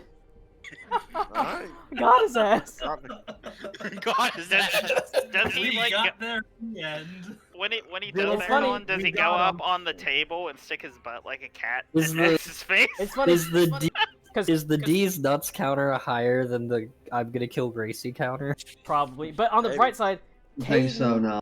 Caden is also a god. Caden Kalian. Amazing. I have one. After I have no idea what I'm fated to do after the prophecy is fulfilled, or if I will even live to talk about it. Vampirism or not, I have no home, so Home is where you make it. That's rough, buddy. Guy, guy likes to see homos naked. I mean, God damn it. bugs Colin's can't like, be please, gay. You but can't like, go please to- RP seriously, He not- and then he's just hitting us. He nods his constantly. head and he says, "Well, sometimes it can be hard to lose a home. But, you know, the best part about the sun rising in the morning, setting in the evening, and rising again, there's an infinite amount of opportunities to make a new one." It's true. That's right, Jay. I'm really shocked you didn't say home is where you lay D's nuts at night.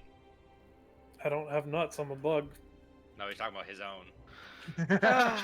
Joy. Alright, so we've had him getting some stuff. He turns to you, Karak, when he calls you bald. That's fair. Uh-huh. I literally don't have any hair, so, you know, hey, Alright, it's but fine. I- guess. I cast minor illusion to give Karakwa like some really sick dreadlocks that go down to his ankles. Like a fucking mane or something. Oh my Yeah, God. that's I what I give was him my, going for. He I looks give like- him my belt of dwarven kind. He looks like the Predator. Oh shit, he would which look like the one? predator. I mean, like... I don't like how you said which No, one. like he looks like Predator from Predator, not like Michael Vick or something, you know? Okay. Just verifying. God damn. It's bad. But if there's anybody else that would like to flex role-playing muscles, you can. Like I said, this is mostly just an opportunity. Can I flex roleplay muscles by Probably sending Colin a thing that I'm working on for later on in the game to get his musical critique on it? Shut up. Yeah. No. Yeah. Okay. All right. I will send this DM. Play to it for you. Heathcliff. No, I'm not done with it yet. I will type that up now. I have it in one server. I gotta send it over, but I will send that to you shortly. All right. Anybody else? Otherwise, he sort of will just kind of nod his head and says, "You know what? I think that's worth a introduction, Estevan." Okay. But like I I said, don't- it'll probably be a day or two. You might want to find somewhere, a nice place to stay, and, you know, just... I'll send word to you. Because, like I said, you're not... Introductions will have to, you know, have to contact them, sort of set up a meeting, so it's gonna be like a day or two. I feel pretty confident in the path forward, Colin. But I have my cloak for my inheritor backstory thing. I want to give him that. I'm not going to give him a story attached to it, but it's got a lot of baggage and emotional value. Emotional damage. Emotional damage. And then so when I give him that, I'm also going to go, I have 1,000 gold pieces. Do you have a prosthetic arm? I mean, of course. I will send you to Jesus. I legitimately... He I says, can't. of course I have a prosthetic arm. I even have a prosthetic leg you can use on your arm. I also have a prosthetic arm you can use for a leg. That's know how that works. fantastic. He really has everything. Dealer's choice. I mean, I it's better than not having anything. But he looks at you and says, I think we'll go with a standard issue. How's that sound? Okay. That's fine. Colin, Yeah. what exactly is it that he wants or collects?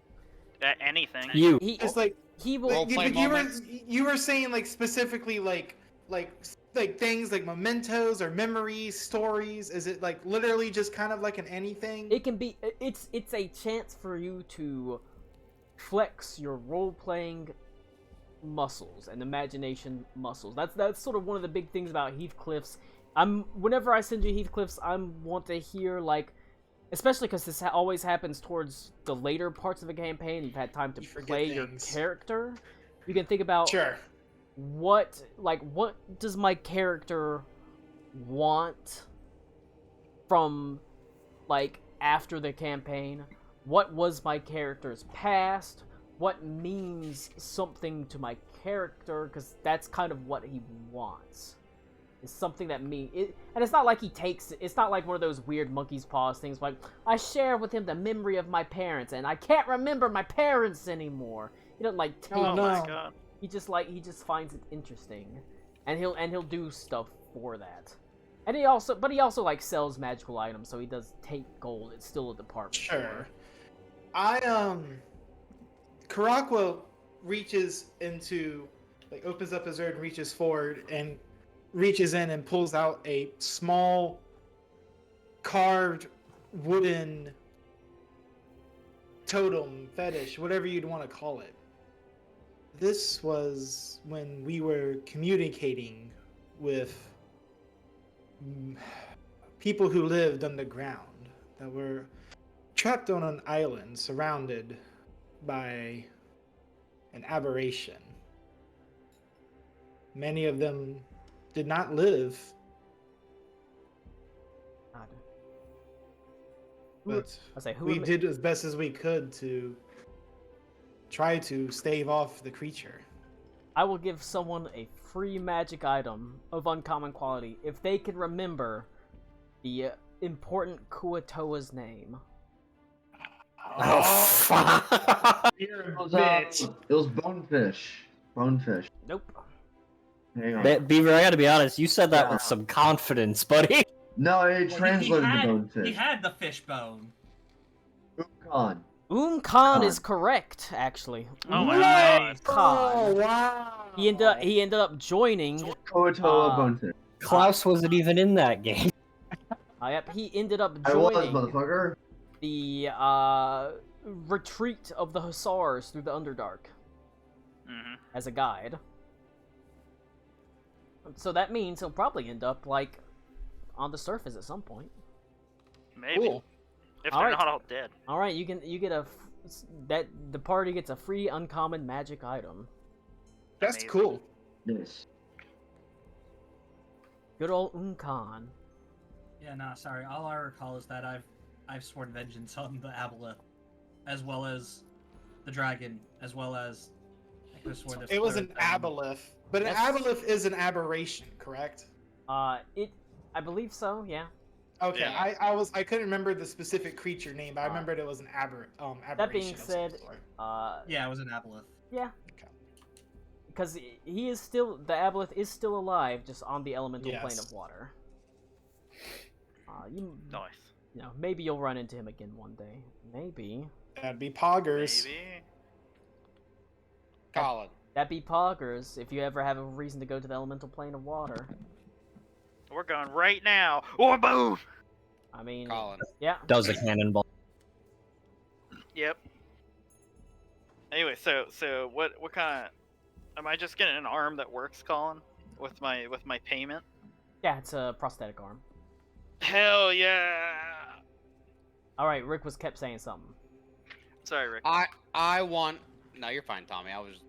I tell him that I would like a way to remove Steinhurst from me so that her fate is not bound to mine. Ooh.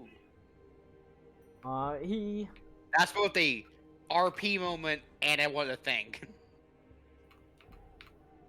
he sort of smiles at you and he says, he sort of looks at you and he says, "What makes you think that Steinhurst doesn't want their fate bound to you?" Damn. That's I deep. mean, she can, but I feel like if she had her own, if she was not bound physically to me, she could make her own decisions. And if she chose to stay with me, that would be her decision, not mine. I just want to give her the choice, because it's not fair to make her live with what I live with.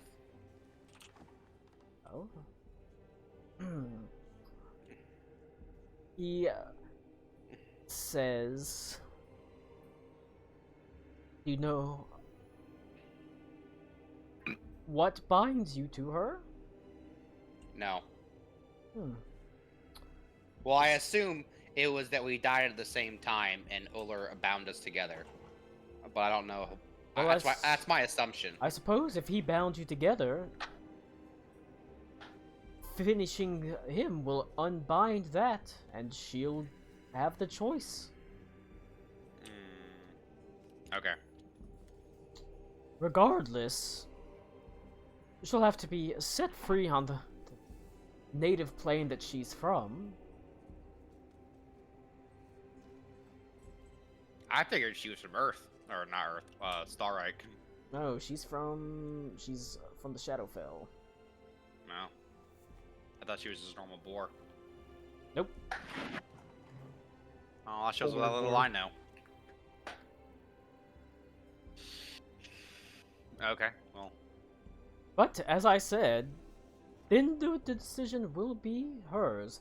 But like I said, you might not want to. I hope you enjoy pig shit and feeding pigs. Well, damn. Yes, I do like pigs. That's fair. That's Pick up. fair. I mean, after all, you did get married. Heyo! Damn. Oh my god. Christ. Damn. But I will. Don't get pissed off. I can cast pretty much any spell, and I'm immortal here. You can't kill me anyway. Don't try. Fool. But But yeah, he'll like I said, all that's bound into Oler and you and Shadowfell and He can't help wild with it at all. hunt. No, that's. I mean, Oler is a he can't leave Heathcliffs. Period. Oh, I didn't know if you could do like magic. So he can't he can't break that. So. Oh, okay. Well, I tried. I think at the moment, Colin, that I wouldn't be comfortable sharing a story with him, but maybe once all the shit's over with, since I can come back here technically, I will come back and tell him a thing. Well, I will await If that he's interested story in that. excitedly. Aruna gives him an IOU. I Yeah, will. basically. I will hand him the Dragon's Eye Star Scope because. What a mad lad. It's caused Uh, more trouble than good. Thank you. Thank you. Finally, the smartest thing Ito's ever fucking done. I don't think this is for me. And I will also hand him the rough draft of the thing I'm working on that I already sent you. How much for that Dragon Eye Star On Scope, Discord. Aruna? Smacks Aruna in So- the fucking head with his staff. If you No. want Bad a wizard. if you want a prosthetic eye, you can put it in. Hell yeah. That's Oh true. shit, that's Dragon metal. Star Wait a Scope minute. Eye is actually pretty cool. That's sufficiently metal. Do that. Alright. I'm down. Absolutely. Put it in me. Dragon Star Optics. If there's Let's enough go. of a lens This to poor be- magic item. Oh, dude. I think it drives you nuts. I think I'm already Alakul- nuts. Who cares? Alakul, do you want the left or the right eye? Because I'll get the opposite, and then we have to like combine like a Power Ranger or some shit to use it. You guys can literally put your heads together and then you can see the things. Hmm. Amazing, Like a pair of binoculars. astounding. But yeah, anybody else? All right. Well, I mean, if everyone's done like giving him important shit for the sake of the meeting, I could give him something extra. Vecna's eye? What? Either we gave him. No, I we- can't we- give him that. We gave him Don't you enough have like two? an hour ago. Yeah. Now you're just Yeah, but expanding it stuff. seemed like everyone was still giving him stuff though. I was gonna wait for that to finish. It's an opportunity for Okay. you to do some role playing, basically. If you don't want to, like I said, I can't. I'm not gonna force you. I will. Reed, you should give I him a copy will- of your manual. I will pull out a wooden mug that looks fucking terrible. It was carved by Klaus and Primrose. And I'm gonna hand it to him and say, this was one of the last things that I basically made before I attached the final eye to me, but it's the second eye. And since that moment, it's just been trying to separate myself from this motherfucker. And this is probably the last, I don't know, right thing I ever saw, so. I don't know if that could get me something that could separate me from him or make the attachment a little more bearable, but yeah, it is. It's also Uller. You also have to kill my god to separate. We get to Uller and Redeemer steps out and shakes his hand. He's like, "Oh, we know each other the whole time. What are you talking about? Uller's my pal." That's very kind of you, as he sort of takes it. An interesting memento. I also have one more thing that I will proffer. That being said,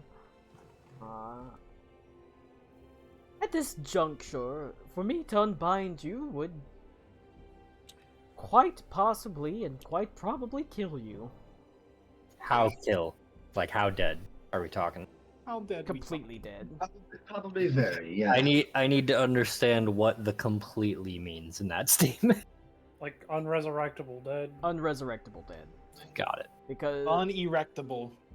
he Yeah. sort of shakes his head and he says, currently, I'm afraid your particular situation and the accoutrement that you have chosen to adorn yourself with mean that there is a higher power with claim to your soul, and they will not give it away lightly. Both of your souls, technically. Interesting. But would I need to You didn't think him... give him to let go? You didn't think using those fancy eyes would come with no consequences. Hell no. He just But regrets is there them. anything that he... Oh yeah, but is there anything that he would want instead of me? You, but stronger. Perhaps.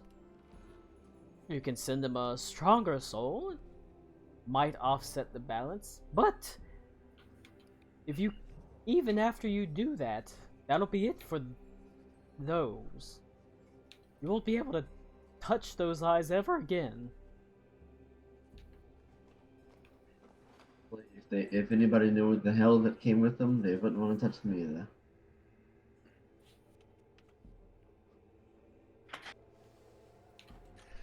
Now, Something. I don't know how good you are at basketball, but if you can beat him in a game of basketball... Fuck up. Beat Vecna in a game of pickup basketball. Fucking 1v1 me, bro. No, it This would is be fucking 1v1. It'd be 1 versus your whole party, but I gotta warn you, he knows how to ball. So was that Space Jam? I think we're moving into Airbud territory. No, that's Space Jam. Like, I don't Fighting wanna... for his freedom. I don't wanna say what he said about you, but he called you LeBron Lames, so... Oh man. You didn't hear it from me though. He's got a lot of... He talks a lot of smack. Kobe on these nuts. Please, I'm begging you. Like, he can also use meta knowledge. He told me to tell you, keep your nose to the grindstone and maybe that'll straighten it out, you crooked nose fucker. Jesus Christ. Damn it. I Damn think it. his ankle broke your soul. Vecna's got like meta knowledge. We're fucked. All right, Colin. If we don't do the Vecna Yeah, basketball I was game, like- I'm done. Vecna says, "Shut up, Max, I booted your car." So fucking pissed. I cannot believe I got booted at the fucking place I live at. I can. Holy shit, dude. Alright, alright. Unfortunately, like I said, is there a way to free yourself from one, the Redeemer? Currently, no. Not that Heathcliff can do. And unfortunately, the unfortunate knowledge that your soul is not currently really your own. Neither is the Redeemer's, or the shade of the Redeemer's, with the little bit of soul that's left in him. Vecna's got his claws on both of them. Their claws on both of them. Both of you, because both of you wielded the eye, so... But if you send a soul stronger than you to him, maybe... And then never use the eyes ever again. Maybe. An idea. I have an idea. There was a little girl we ran into that was chucking icicles at us. Bruh. That might work. I mean, I it's was thinking more Bismarck, but yeah. potentially. That I too. mean, take your pick. Bismarck, the White Tide Mother, King of Black Everfrost. Maybe all three of them will have to be put into the balance for your soul. My God. Jesus, question- I'm a weighty The bitch. but when Talk it about not comes being a rush at the hour end of the 3, day, goddamn. Klaus, when it comes to it, would you put those in the balance for both your soul and potentially the No. Redeemer's soul? See, That the thing is, I think by this point, Klaus probably would try to bargain for that Valvor's is soul the too. foible, because at the end of the day, the Redeemer did awful things for good reasons. And at the end of the day, the Redeemer was right.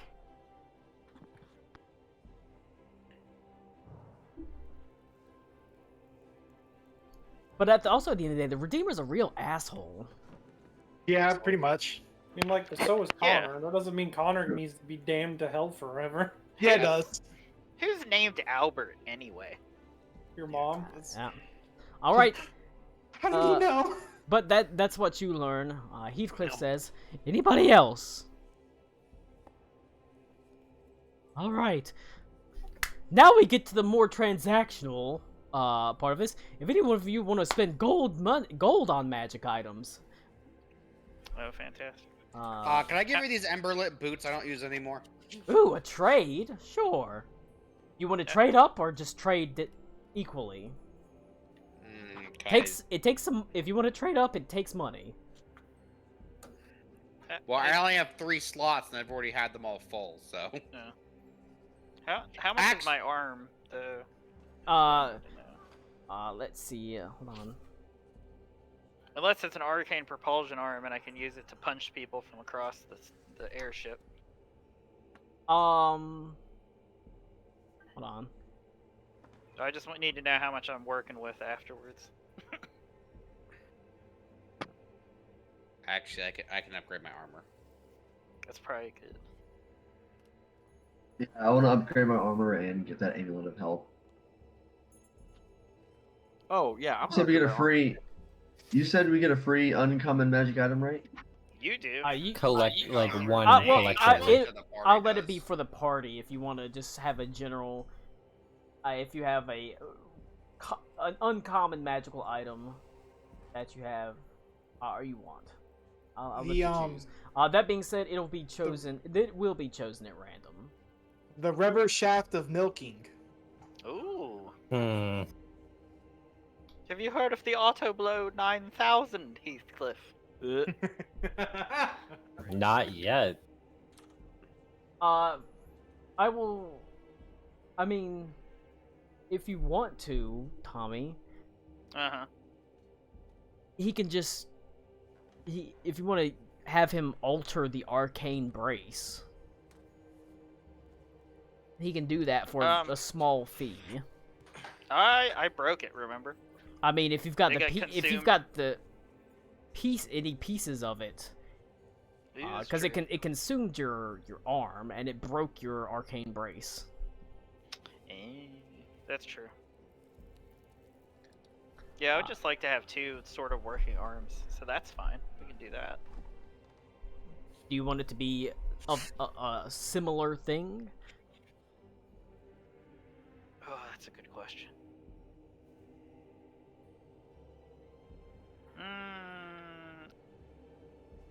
I don't need it immediately, so maybe I'll think about it and let you know, and you can tell me how much money it's gonna cost. Does that work or not? Yeah, it would be pretty fucking cheap, like 50 gold pieces. If you're just Oh shit. If you're like just giving him the pieces of the arcane brace, say, hey, can you like put this back together and also like change it so it works on the other arm since your old arm regrew and your new arm needs the other arm needs the prosthetic. Otherwise, you'd have just thumbs on the wrong side. I'll think about it. Okay. Colin. Yep. The armor I have is my +1 armor that gives me the tusk form. Is there a way that you can upgrade that so I don't lose the additional beast form? Probably. Yeah. He has facilities. Burren used them one time. If you want to upgrade it to like a nice like a +2 set of armor, making it's quite expensive because +2 armor falls into the very rare category. How much is plus? How would that be? That is in the several thousand gold range. Ooh. I only have 1,600. How much would upgrading a +1 armor to a +3 cost? Uncommon stuff goes to the like 0 or maybe 100 at the low end for basic stuff. To like the really good uncommon items might go close to 1,000. The rare stuff at the low end goes from maybe 1,000 for the crappy stuff to up to 10,000 for the really good stuff, and because it always goes to a magnitude of 10. So the very rare stuff goes from 10,000 to 100,000, and everything beyond very rare is considered unobtainable. But the very rare stuff is supposed to be wildly expensive and generally handouts for quests. Well, never mind. That's a little out of my pocket range. How much would it be to? I'd say he'd probably be willing to do it for maybe 2,500 since you're already giving him the armor. Ooh. So I that's got not it. too bad. Can I give him 20 or how much would That- it be calling for a +1 breastplate? A +1 breastplate. rare. It is rare. Because I They'd have be right now pretty- a just regular one. They'd be pretty. That would be a common. Well, not common. It'd be a rare, but generally the bottom end of rare. So it might be like 1,500. If it's 1,500, I can afford exactly that. Yeah. I mean, you can still do stuff in Sigil for money. If there's anybody that can pay you a pretty fair amount of coin, it's here. You've already been handed out like one side quest. Oh, let me get actually with can I okay, I have the anchor that I used when I first started my +1 anchor that was just a maul. That was Okay. like a special item. I can like trip people with it. If Yeah. I do put that in with it, how much would it be? That'd probably be worth at least a couple hundred gold pieces. So he'd probably be, how much did you say, 1,500 for it? Yeah, He'd you probably said be willing to 15. do like 1,200. Okay, I'll do 12. That's fair. He'll give you a +1 breastplate. I got it in D&D Beyond right here. I'll just add it. Yeah, that's take a out pretty the basic one. That being said, like I said, You mean a breastplate, not like plate mail, but just a breastplate? It's it doesn't impose disadvantage on stealth. it Yeah. could, yeah, it could be any +1 armor that you wanted though. Oh, I mean, Like if you wanted a +1 set of plate mail, he'd go for that too. no. I like the medium armor. Do you have the It's medium fun and armor flavorful. 3 feet? The medium armor feet? No, but I Yeah. can probably get one. The one that lets you have an extra +1 from your dex, so He up sort to of- +3. Cracks his knuckles and he pulls out like a breastplate and he puts his hand on it. He says, "I am an expert at all things magical and planar." As he places his hand on it and it glows faintly, he says, "There you go, +1 armor." Thank you. But yeah, like I said, Heathcliff knows if I guess if you had any questions on general magical stuff, he could also answer that, or planar stuff, he could probably also answer that. How much to buff my existing Abominable Yeti armor from +1 to +3? To +3 armor, that would +3 armor is is legendary armor. That's it. Very rare is armor +2, and it would be it would be expensive, like because in the very rare armor. I have a +2, like armor thing, and that's like made from like black dragon scale. It It's is. like- You got it early on because I was one. It was story important. So yeah, and because I was dying. that being said, We're not +2 then. +2 maybe with the armor you're giving him. I'd be maybe 8,000 gold pieces, somewhere in the high thousands if you're giving him the armor just to upgrade to +2, because it upgrades it to very rare armor. Okay. How much for the amulet of health on top of that, by the way? Because I don't want to spend that if I can't get the amulet. You know what I mean? That's probably the Colin. most important thing Yep. to get. This guy wouldn't happen to have a tome or codex that allows you to, I guess, for lack of a better term, limit break one of your attributes, huh? I'm guessing that would be exceedingly rare. It would also be exceedingly rare. Those, like I said, those are specifically quest handouts. And Yeah. item Okay, handouts. that's fair. Those you will not be able to buy. That's fair. What if? But could I Buy them. Could you like buy them? Like, He buy them. you can't buy that. You could potentially buy the knowledge of where to find one. Oh my god. How much is that? Hmm. 1,000 gold pieces, he'd be willing to give you that knowledge. And that doesn't guarantee you'll go get it. You still have to go fight your way to it and get it. That's true. That's get- also something we're considering, people. Alright, so hear me out, Cody. Okay, I get a I'm hearing. scroll, right? And I write Yeah, +2 scroll. wisdom on it. Plus And I six. scroll it up and I give it to you.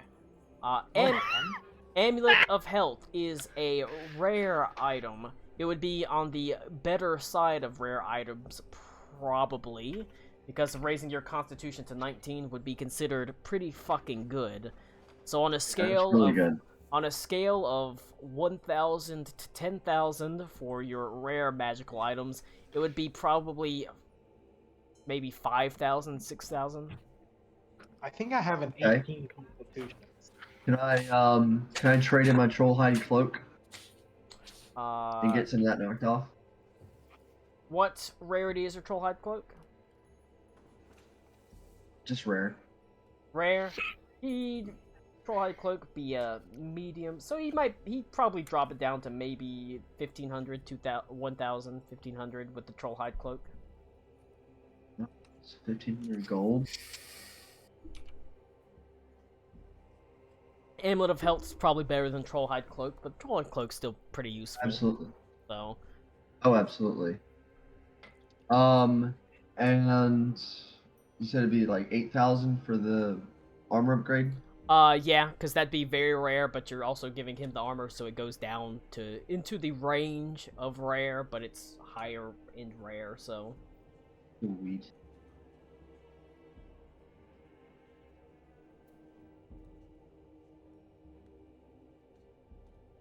That being said, if you want to do stuff around Sigil to earn money, There's blowjobs aplenty.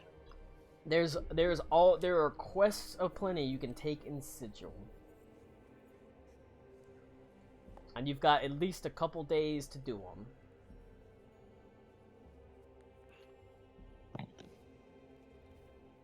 Hey, maybe we should go to the elemental plane of water to free the aboleth, so that way we can turn that guy off. I mean, you say that. Well, no, that's two separate things. We need to somehow infuse the plane of water into that guy, just like they infused the plane of fire. I know, Lou, it was a joke. Yeah, but I mean, if you want to, Aruna, you can roll Arcana check on that. I'm so sorry I got up for 1 second. You can. What am I rolling Arcana on? Talking about. If we could infuse the plane of water into that dude that's on fire. I got counteract the fact that he's infused in the plane of fire. I kid you not. I got a 30 on D&D Beyond. Oh my god. It's so good. I can't mean- show you the roll, but I promise I rolled really good. I mean, yeah, that'll work. That would if that would offset. If you can find a way to infuse the plane of water into him to put out the plane of fire, because just throwing water on him is not gonna fucking do anything. Some sort of way to give him sort of endless elemental water. Yeah, you know that would work. All right, so we go back and we get the toilet that gnome invented. Oh, That's no. actually what I was thinking about. Potentially That's you the could. only thing I know of that's connected to the You plane. might really like that, actually. I say at this So point, we get- I mean, Aruna at this point can travel there, but Yeah. So we put the Tommy, it's the fire out, power but he's of now clean eternally water. humid. say what? What? I heard Cody Huh? say something. Yeah, Cody. Well, I was just saying that it was the power of clean water. The power of clean water. In fact, Oh, Pure that's it was pure with, water. with that Nope, it's clean. with that high of an Arcana check, sort of like you've looked through books, you know about planar stuff, you know that there is obviously, if you can manage to open either some sort of portal or get some sort of endless elemental water, it'll put them out. And not only that, you kind of know how to get to the elemental plane of water. The City of 1,000 Pearls has a permanent teleportation circle in it. You don't know the exact runes, but that wouldn't be hard to find out in Sigil. You could also just try it until you figure it out. Do we have something from the Aboleth still that we haven't used up? Just Is that memories. Like trinkets. I was like, Non-magical. because if we're talking about the resonance thing, that's probably like pretty close.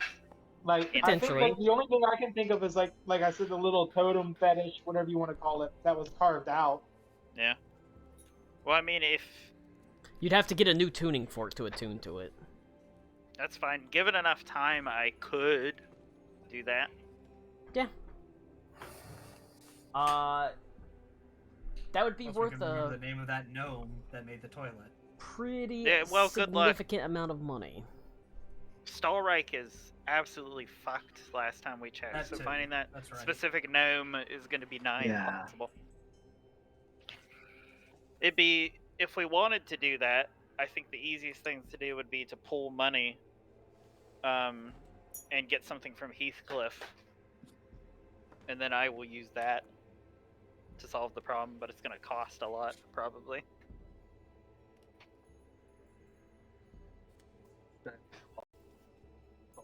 Sugar enough to chip in something. Uh-oh. Yeah. I could chip in a little bit. How much is it total? Why'd I just go deaf? Oh, no. Colin hasn't been drinking enough. He's losing his senses. Yep, I accidentally unplugged my damn headphones. Nice. Here, you've only drunk 3 beers. Well, okay. So That's I not guess... true. I'm on beer number 4.5. Oh, wow. All right. What does Heathcliff have that he thinks would work On what? to help douse that guy with elemental plane of water? He says, "Oh, I've got a decanter of endless water." I think it's elemental water, or elemental fire. I don't think it works like that. Oh, Okay, so I could. yeah, but- If you could take it to the elemental plane and get it, you know, Filled with basically elemental filled. water. If you were to douse it and concentrate elemental water into it, then I guess it'd be a decanter of endless elemental water. Yeah, that's true. that's actually really smart. Alternatively, could we make a tiny portal to the dimension like the toilet inside of the decanter, and then it'll just produce water from the plane? I suppose so. Yeah. We could also sever the elemental plane of fire from him. I mean, I assume. Henley doesn't know. what's Can't a we 30, just Colin? teleport him to the elemental plane of water? Yeah, but then we're gonna leave him like high and dry in a. I mean, he won't be dry; he'll be wet. Yeah, will it extinguish him permanently though? It's hard Or is- to say. Okay, well, You suspect it'll, if you teleport him away, it might be difficult to convince her to pay you, considering he's not around. that's fair. But if Yeah. regardless, it seems like you're going to end up, if you want to deal with him, traveling to either the elemental plane of fire or the elemental plane of water. That being said, a decanter of endless water would be like 100 gold pieces. It is a uncommon, fairly worthless magic item. I mean, I will straight up just buy that because it's useful. That's fine. But you can get like I said, you can get a decanter of endless water for pretty dang ding cheap, you know? Yeah. It's not super, like, useful, realistic, or super impactful. Okay, well, we can decide if we want to go on a magical journey or not. Like I said, I'm just giving you side quests so you can, if you want to earn gold to buy stuff, you can. That being said, still the free magic item you got. What would you like? I'm not gonna roll on the entire thing. Just tell me, do you want weapon, armor, ring, rod, staff, wand, or wondrous item? decanter of endless water. It's possible you That- could get. You know what? If you want to, you can have that for free. That can be the item you get. I don't know. It's I Beaver's feel choice. like It's I his feel thing. like we're better off getting something else because 100 gold of something A is. decanter of endless water is not super expensive. Yeah, I would rather try and get anything else.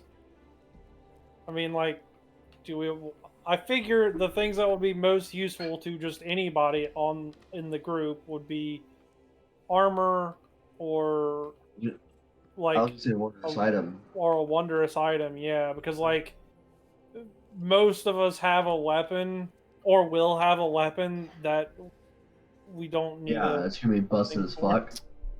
All right. Magical muzzle for Ito.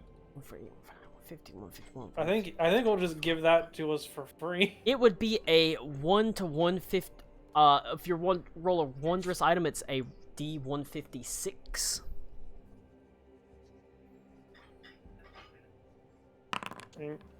Yeah. 26. Ooh. 26. Ooh. Oh boy, a decanter of endless water. Amazing. Man, I hope that's not it. I mean, It's a you get a small decanter of Snowstorm. packet of very fine sand that is dust of disappearance. For there is enough for one use.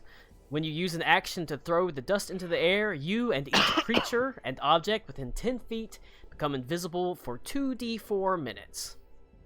That's handy. Ah, pocket sand. Basically. All I right. still have that gnomish utility belt. Better watch out. But I have to pee, so unfortunately Good that's a 26. That's, got some dust of disappearance. All right. He's got to go empty the But decanter I gotta of go. endless I gotta water. go empty the decanter of endless All right. water. Here's what we. I'm I'm sorry. Too late. Too late. I've already hit the unpause recording. Heathcliff does finish telling you an extensive history of the game Riven as he nods his head and No. says, "You understand, right?" Yes. Okay, Ito and Cody or Ito and Karakwa are on death saves. Look, I'm not saying that I would want to be stuck on Kavir with Viavis, but I bet he's a handsome man. Okay, myself. Also, I bet if you were friends with Viavis, he might have let you live. But I digress. Civ man myself, unfortunately. I digress. Boy, are you. They released Julius Caesar, and he's so good, though. he throws a packet of dust of disappearance in your face. Here you go. Is that So what happens if I do a line of the whole thing? is that bitch be gone powder? Yes. Here's the thing: if you do a line of it, your lungs disappear and you suffocate. Right. So good Oh, luck. great! So I have an exit of this conversation. Fantastic. I mean, you have an exit for the conversation. You can, leave. There's an exit. I mean, the doors aren't Amazing. locked. Stage left. Just All right. If nobody else does anything with Heathcliff's, he bids you a fond farewell. Like I said, he'll set up that meeting with Estevan, the Merchant Lord, in a couple days. And that sort of thing. He tells you to kind of just keep your head low. Don't do anything stupid. Sigil can be a pretty dangerous place, even for particularly powerful characters such as yourself, because, like I said, all sorts of particularly powerful people can end up here. There's ultramarines walking around. Not Ultramarines. There are ultramarines walking around. And I know you hate it, Cody, but I hate them. I love ultramarines, so... That's because Colin backs the blue. It's because I like factions where they recognize that the most important part of war is logistics and supply lines, instead of just being really good at shooting people. Oh my god. If I saw a bumper sticker that I backed the blue and it had a fucking ultramarine on it, I'd laugh my ass off. I kind of, yeah. I'm kinda making want that now. Holy shit. I back And it had just had like an incessor on it. Ooh. I back the blueberries. picture of the Emperor with thin blue line. Yeah. But yeah, I like Ultramarines, so they're not my favorite. I'm a salamanders guy. I like salamanders too. I like the white scars too. Those are probably the top Salamanders top are three. my favorite. The goodest boys. They're not, but I don't like. I wouldn't put Space Marines at the top. The top is Sisters for me always. Silence? Sisters of Silence? The Battle. Sisters of Battle. The Adeptus Sororitas. Yeah. And then Sisters of Battle. then probably Sisters of Silence are also fucking cool. I think they're neat. then probably Leagues of Votan because squats. Squad. I'm Squats. I like the Tau. I like the Tau. I like Ew. Necrons too. I think they're cool. Necrons are cool, but ow. I love the Tau. I think Someone I needs to think they're neat. contact Games Workshop so that the next Ultramarine color can be called back to blue. Yes, I too would like Games Workshop to commit suicide. How did you It's know? fun. I mean, we already got Wizards of the Coast doing it. We already got Hasbro doing it, so I mean. They're in England. They're in the UK. It won't be the same. It's close enough. All right. They are fascists. All right. I mean, in the grim dark 41st, millennium, you gotta be. Fascism is how you survive. It's Okay. true. Continuing. All right, continuing. If there's nothing else anybody wants from Heathcliff's, he'll set up the thing. He's always around. You can always find your way to Heathcliff's. He's always open, 24 hours a day. It's hard to call it a day in Sigil, but That's because days here are 37 hours long. 24 hours a day / night cycle. What would you like to do? He like I said, he said, give me a couple days, I'll do it. Go lay low. Do you wanna find? Do you want to head back to like the Hive, which is cheap? It's out of the way. It is run down, but you've got anonymity there essentially. Also, Kylie is there. If you liked Kylie, she's still around. And also, you're familiar with the people at the Smoldering Corpse. Or you could go for something maybe a little bit more upscale. A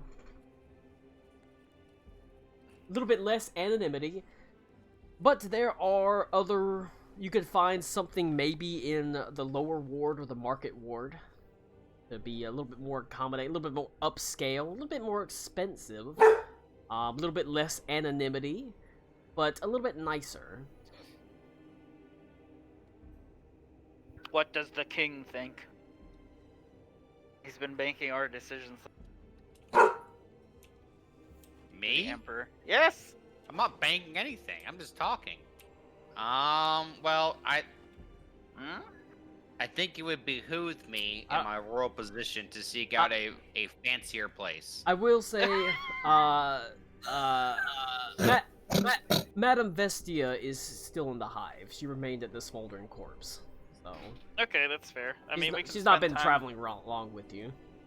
All right, so hear me out.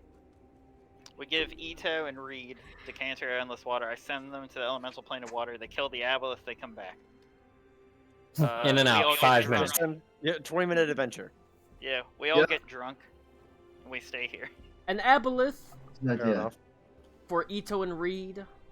Sure, you can send it to Aboleth. Keep in mind that this is an Aboleth on its native plane, empowered by being on its native plane. So They got it. yeah, probably. No. I mean, for God's sake, an Aboleth is not strong. Yeah, but have you ever seen An a bunch of Aboleth, idiots an fail? Aboleth is challenge rating 10. That's a pushover. You're a challenge rating 10. Well, you're a challenge rating tarded. Oh, got me there. When you put it that way. What a line. Hey man, what level were we back when we fought the Aboleth the first time anyway? Probably like 8. I think.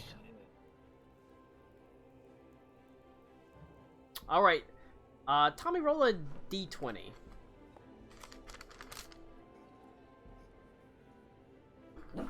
Tommy's not here right now. Lou, roll a d20.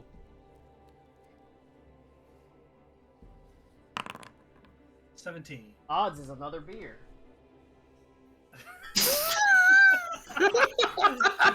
Me preparing for something to actually Oh my happen. What a I was like, fucking man, I lad. wonder what this roll's actually gonna do. All right. Colin is peaked. Sorry, implement- No, but Oh my god. but seriously, That's like the 50th time Colin has done that. What It's, are you no, I guys love it. talking It's about? so good though every time. seriously, it's Tired of up it to ever. you. You've got really two options. You could, like I said, the Hive has anonymity. It's also a lot cheaper. It is, there's, you've met a couple of people there that have seemed friendly enough to you, like Barkus and like Kylie was friendly enough to you. On the other hand, it's pretty run down. It's pretty, it can be a bit dangerous because there's not any real law enforcement there. There's no doubt, for the most part, you could look after yourselves, but it's still annoying to run into, like, someone trying to pickpocket you or something like that. You could try to stay in the market ward, which is the ward you're currently in. It is significantly more expensive, understandably, but it is a lot nicer. It is a lot safer because there is the presence of the Sons of Mercy acting as like a law enforcement force. It's just nicer. You could try to do between the two. There is the lower ward, which is a step above, like, the market ward. Or not the market, it's a step below the market ward, but a step above the Hive. A little bit more run down, a little bit more lawless, but not completely lawless like the Hive. You could attempt, however, if you wanted to really try your luck or spend a pretty significant amount of money, there is the Ladies' Ward, which is the rich ward of the city. It is extremely well policed. There is literally no danger there at all. No worry about running into some guy who tries to, like, pick your pockets. No worry about someone that's trying to stop you in the street. It is filled with poncy, fancy, rich people and their nice clothing shops and things like that. Like I said, it's the type of place, like in Parzula, they didn't have bakeries, they had patisseries. That is that type of place. So it's up to you which one you want to choose from those. It's just a matter of how much attention you want to attract and how much money you want to spend.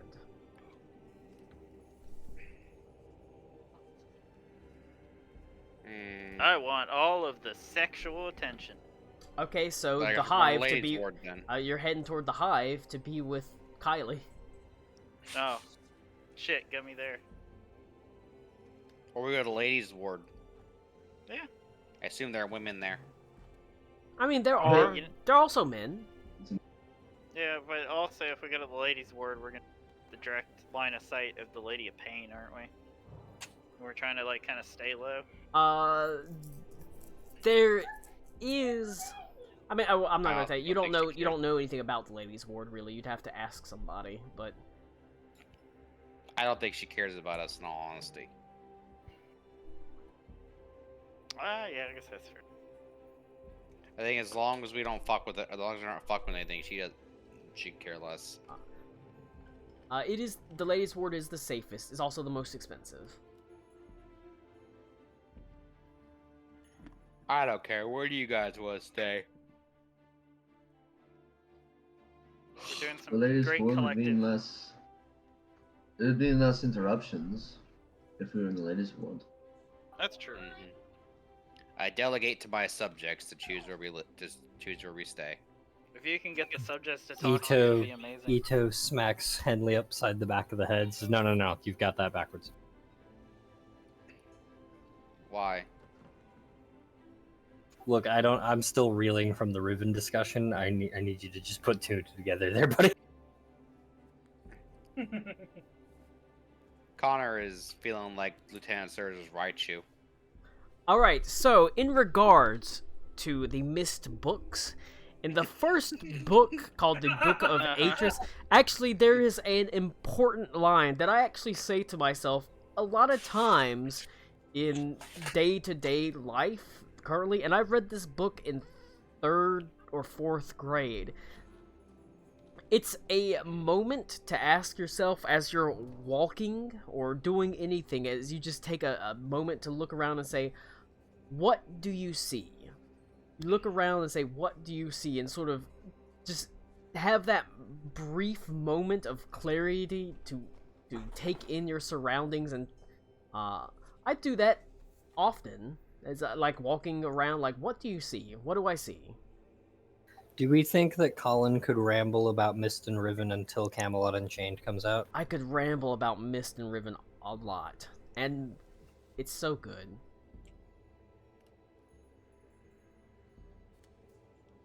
Alright, so he has 2 kids named Cirrus and Akinar, and they end up being real fucking assholes, right? That's oh what my you god, deal you with. said those names and I got fucking Vietnam flashbacks that's what from you the do- last time you talked to me about them. That's what you're dealing with in Mist. But here's my problem with Cirrus and Akinar.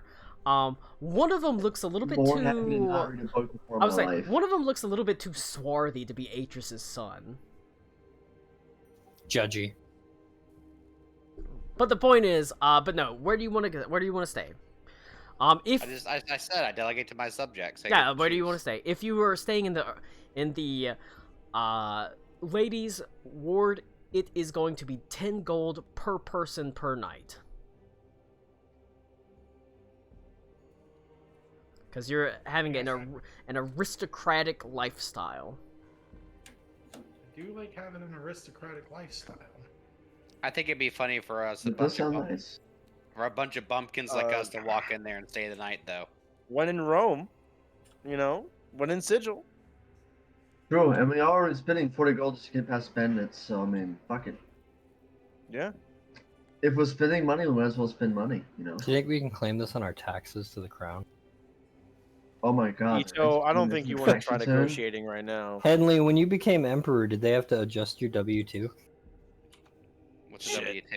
W2? What's a W2? Do you know if you and Adelaide are going to be filing jointly this year? Are you gonna play? Are you I gonna vote ladies Look, if- district to go to the bathroom.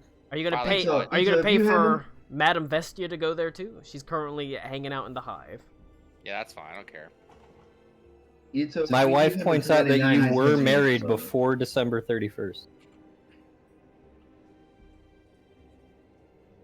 Ito, Well, Connor. I'm married right now. He's married to Miss Riven. Yeah, I'm married to dungeon mastering apparently. It's Married true. to the game. All right. Well, Connor took his fucking helmet. All right. I would say Connor took his helmet off. I can't even find the right fucking word. All right.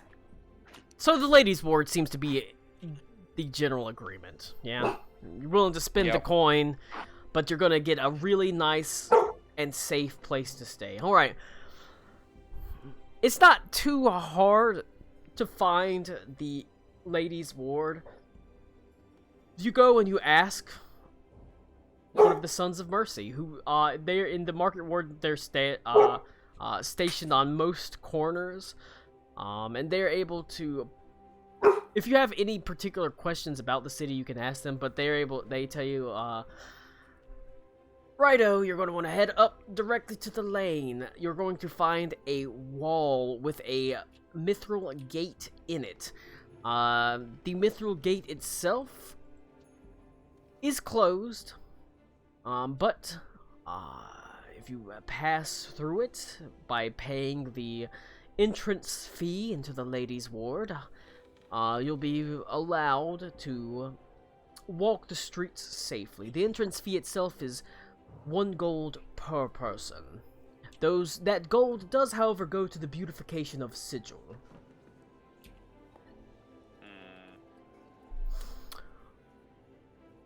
Okay. Alright. Once there, you look like a couple of... I don't think you're residents. You look a little bit too... Foreign? Yes.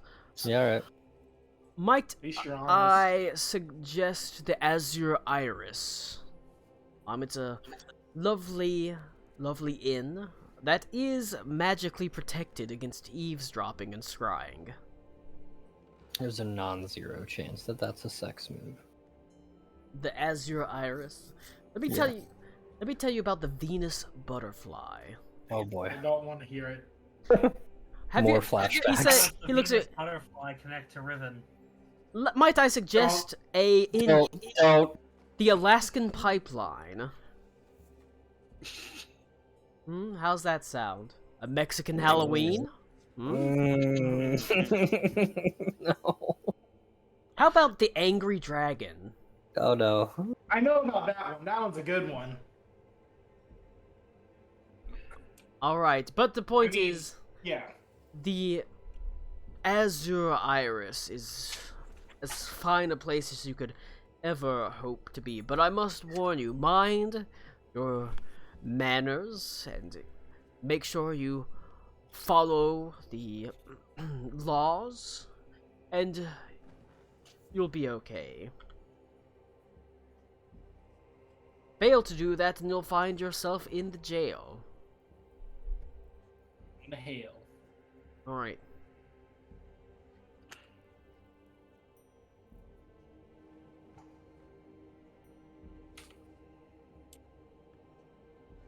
Alright, well, we'll do that, I guess. Alright. He says, a Mexican Halloween occurs when a man is having sex with a woman from behind and upon ejaculation opens a can of chili con carne he had eaten earlier and throws the contents of the can onto the woman's back. What? I do that one already. That feels racially charged. Boys. Alright. It's not hard finding the ladies' ward. Like I said, the mithril gates at the large wall rise up higher than the landscape, so you can see it rises circling around. Two Sons of Mercy stand at attention next to it. The entrance fee is 1 gold per person just to get into the ladies' ward. A rather paltry sum for you, realistically, as you you wait outside for Madame Vestia to catch up, because like I said, you'd let pay for her, so she'll come with you. Probably a wise choice. There's no telling what would happen to her in the hive. She'd probably like stabbed in the back or something. Yeah. See? We think. And you pay your entrances, which is 1 gold each, plus Madame Vestia is told, because like I said, you brought her along, so you're paying for her. The ladies' ward is a lot nicer than the rest of Sigil. There's none of these razor vines crawling on the walls, merely beautiful sort of vines with studded flowers and gardens. There's no cranium rats skittering in and amongst like towering buildings stacked on other buildings. It is perfectly manicured and appointed. Everything is in its place. On every street corner there is a Son of Mercy. They bear the symbols of their station. They all wear chainmail. They have a tabard that has a door. They have like a gray tabard that has a door on the front, and from the door you can see blades that are sticking out of it. They're eager and happy to help you whenever you ask them a question. And you pass by the city's barracks. There's a court here. You pass by a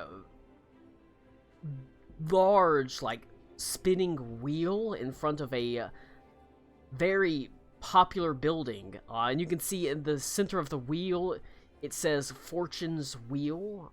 It appears to be some sort of gambling spot.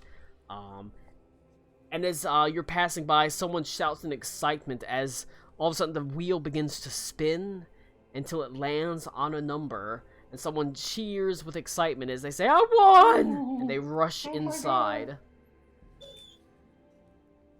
You pass by a bar that has a carved dragon's head that pokes from the front of it. You can see it bellows out a huge, like, black cloud from its mouth, and spits an unruly patron out who sort of drunkenly says, "I don't like this place anyways." And finally, you arrive at the Azure Iris. It has a large magical sign out front of a blinking blue eye, which is nice from a blinking brown eye, like when you've got really bad poops. The inn itself... Why are you like this? Because I'm drunk.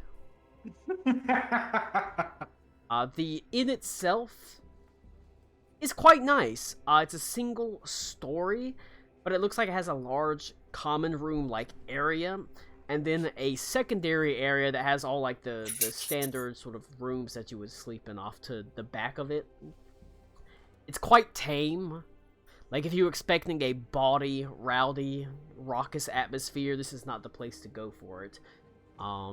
You can see that the actual common room itself is pretty straightforward. A very standard layout of a large hearth, a fire that crackles and burns within it, casting the common room in beautiful sort of orangish light. Tables of polished wood, comfortable chairs with cushions in it. The air itself doesn't actually smell of food. It smells more of, like, exotic herbs and spices. It brings to mind, like, saffron, cinnamon. And the actual owner is a beautiful, you're not quite sure what she is. Her skin is, like, faintly bluish in tinge. Her ears are pointed, but her eyes are, like, black. Just a field of black, essentially. Even so, she has a very friendly and pleasant air about her, almost a naive, kind of attractive youthfulness, as she casually leans on the bar that she's polishing and smiles at you as you walk in, saying, "Welcome to the Azure Iris. How can I help you today, gentlemen and gentle ladies?"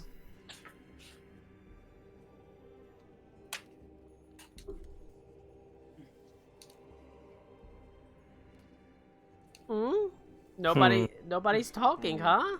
Absolute gay silence. I'm Yeah, sorry, sorry.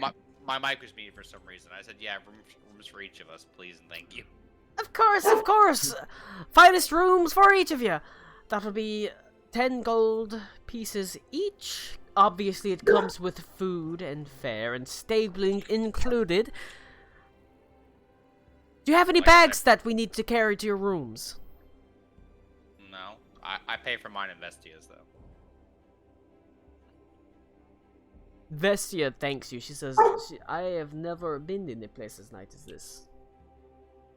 To be honest, neither have I.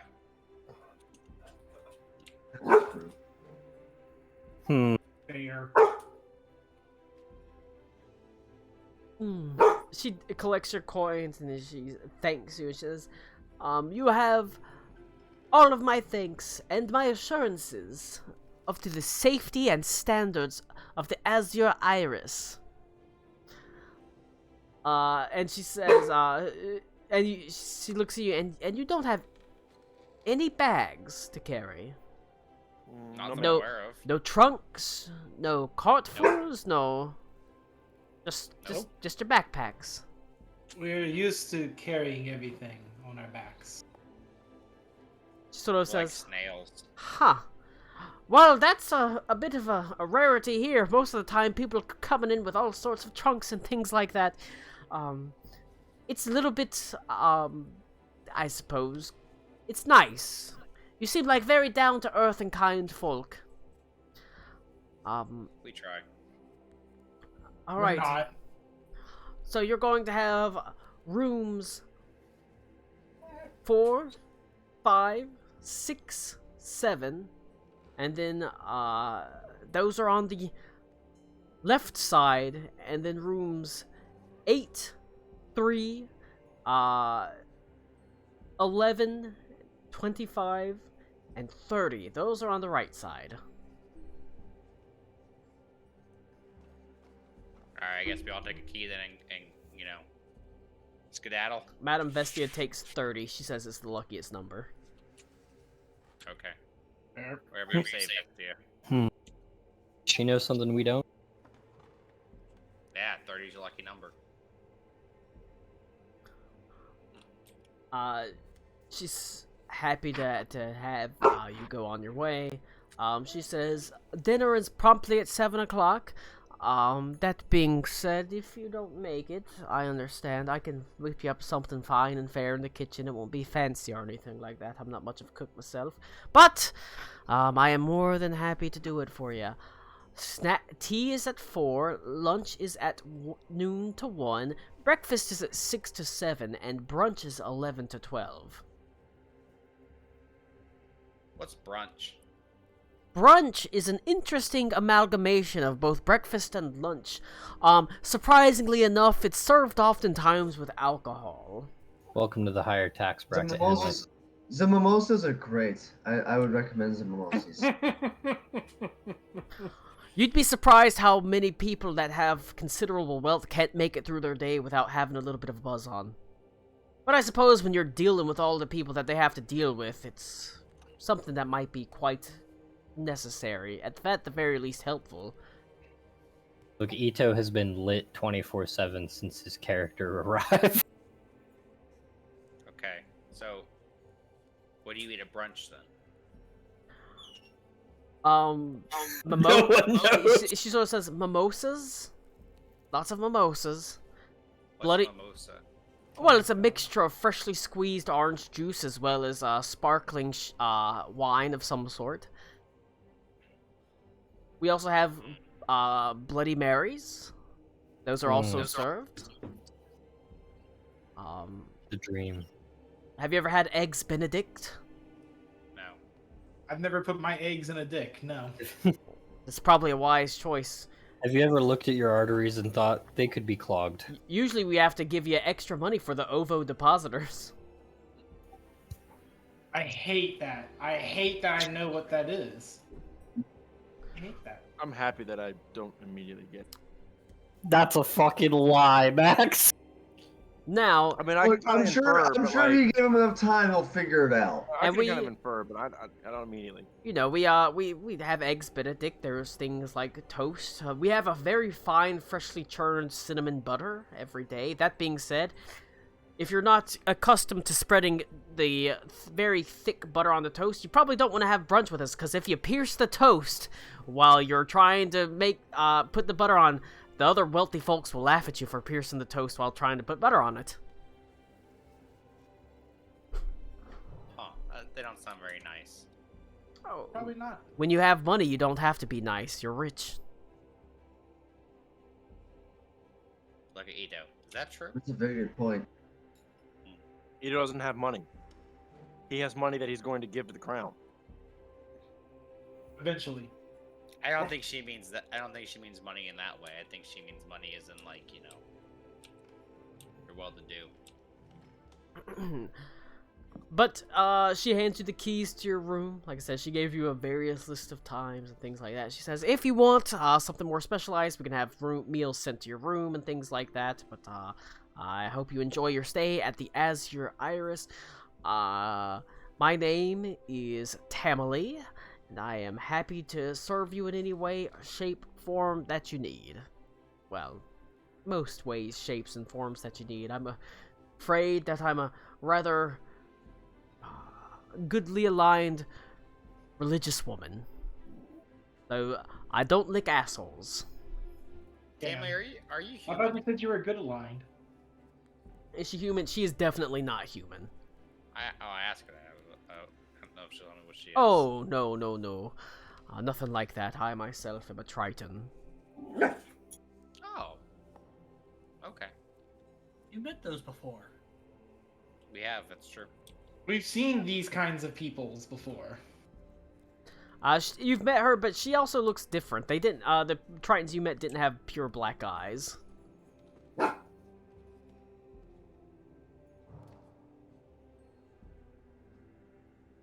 She gives you the keys, you retire to your rooms. Yep. Yes, sir. Alright. Yay! You sleep. You rest. You Right. wait. Oh, I'm sorry. What do you do, Karakwa? Since you aren't going to sleep. I pull out my Game Boy and put it under the covers with the light on, so I can play it under the covers like that. You didn't go Alright. to sleep. 1 million years dungeon. Oh no! Mom, no! You are the first to hear the commotion, then, Karakwa, in the common God. room. As you hear what sounds like raised voices. In what kind of way is it raised voices? It sounds like Just like someone just like a scuffle or like it sounds like people being two raunchy? people arguing. High female voices. But can't really make it out exactly. By this Can't make point, out with it's the voices. it's like it's the time has passed. It's essentially in the nighttime cycle of sigil. Are we all in are we all in individual rooms? Yes, you Yes. were each given individual rooms. You don't pay 10 gold pieces for a fucking common room. And you hear shouts, arguing. I'll kind of That's not my get up business. then to kind of lean down to see what's going on. But like stealthily, not really stealthily, but just kind of Right. like Are you like see what I can hear. sticking your head out to see what's going on? It is in the common room, so. It is in the common room. I'll kind of put my ear against the door. Alright. You're gonna try and wake anybody up? No, I'm just listening right now.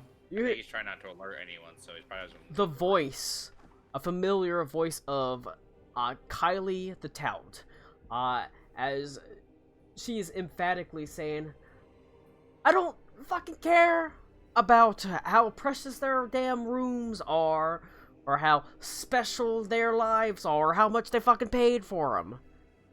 I fucking want to talk to them. As she says, then you can make time with them. The Azure Iris operates at the patron's discretion. They're currently resting.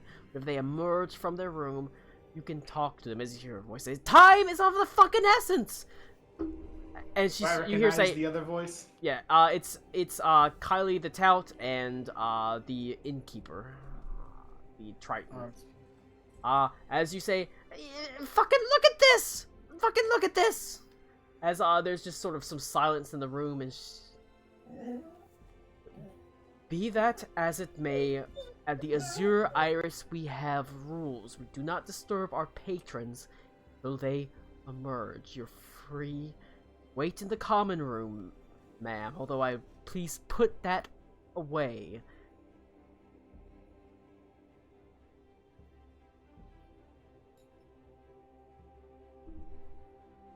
Curiosity killed the cat. Curiosity killed the cat. Curiosity killed the cat. It's a good thing you ain't a But cat then there, not homie. with Karakwa. I transform into a cat. Yeah, what did I say? At this point, what would you like to do?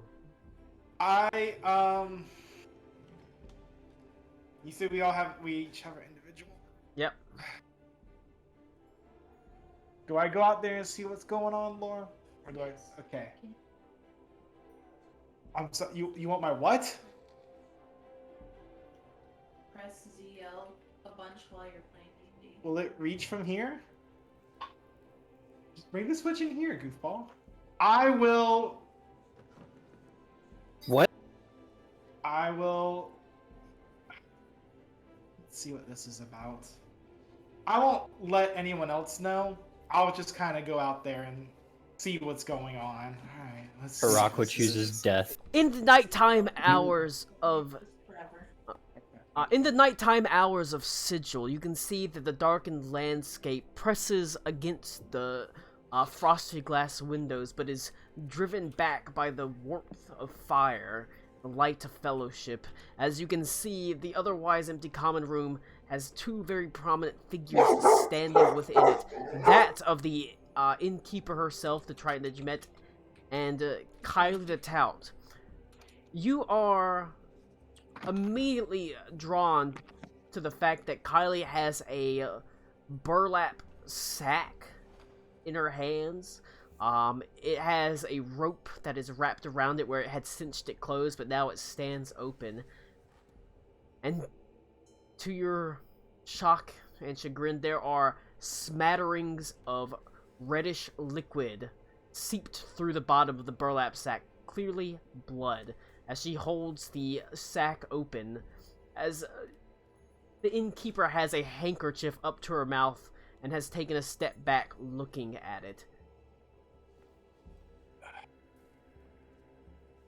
Does she notice me as I come out? Are you trying to be stealthy? No. Let's see what this They is. both immediately sort of turn their heads as Kylie the Tout says, well, at least one of you is not fucking spending the night whiling away in fucking nothingness and peaceful dreams. As she sort of walks to you and says, after I got back from one of my little tours of the hive, I came back to this. As she holds out the burlap sack, and inside is the head of Barkus, the owner. You can see it has been obviously severed. Blood still seeps from the stump of a neck. And the most prominent thing, besides the fact that his tongues and his eye has been carved out, is smeared in blood across his forehead, is the name True Cloud. Oh man. I'm not there. I don't know Oh Man yet, but you know. I fucking Venta came in back. his sleep. Karakwa picks up, realizes he has no idea what Venta's last name is, and says, yeah, that ain't us, sorry.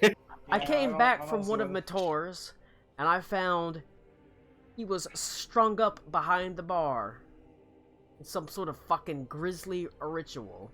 His head severed from his body, put on the damn bar itself with this across the fucking thing.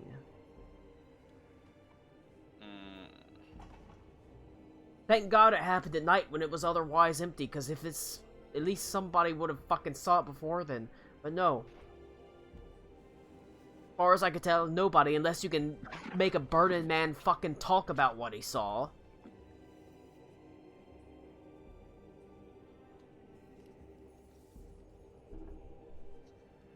Should probably wake the others then. I think that would be very... so That's Morocco code for I don't get paid enough to deal with this shit by myself. I think that would be inexplicably wise. Do lizard folk trance? Is that what's up? Is that what you were No. down? Oh. I made an offhand joke about how Karakwa wasn't sleeping. He was under the covers playing Game Boy. And Cute. Colin said, "Fine, you're the one awake." I when could you hear very, this." I could very much picture that. It's very cute. What I'll you go doing? and- Just playing Pokemon Blue. I got Charmander. He's my favorite. Hmm.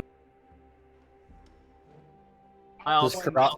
does Karakwa single tear whenever Charmander kills a plant type? I'm so conflicted. If I shed a tear every time a vegetable died, I'd be sad about Terry Schiavo still. It's a joke there. It's a Terry Schiavo joke. That hasn't been relevant for like 20 years.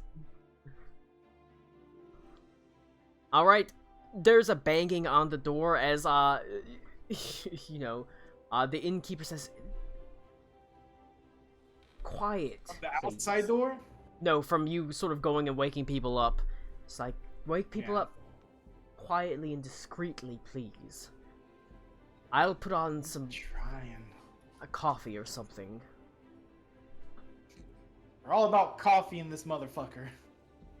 All right. Hell yeah, coffee's great. I have infinite I have coffee. noticed a distinctive uptick in the mentions of coffee since we left the Brass Dragon. Too, but you know It's what? conspiracy. Fuck it. You're in fancier places. That's true. Yeah. All right. Shit, we really have gone up a tax bracket. Parappa, go into the rooms. Reed, we need you to wake up. There's something important. Aruna, wake up. Something's come on. Ito, get the fuck up! I look cool. I need you to get up. Ito grabs a pillow, puts it over his head, and continues sleeping. That's just Opens what the you door. do, Connor. I've seen you do it. Opens the door. Venta, your name's been written across the forehead of a dead guy with no eyes and no tongue. Get up. So they killing you in the quote retweets out here. You getting ratioed.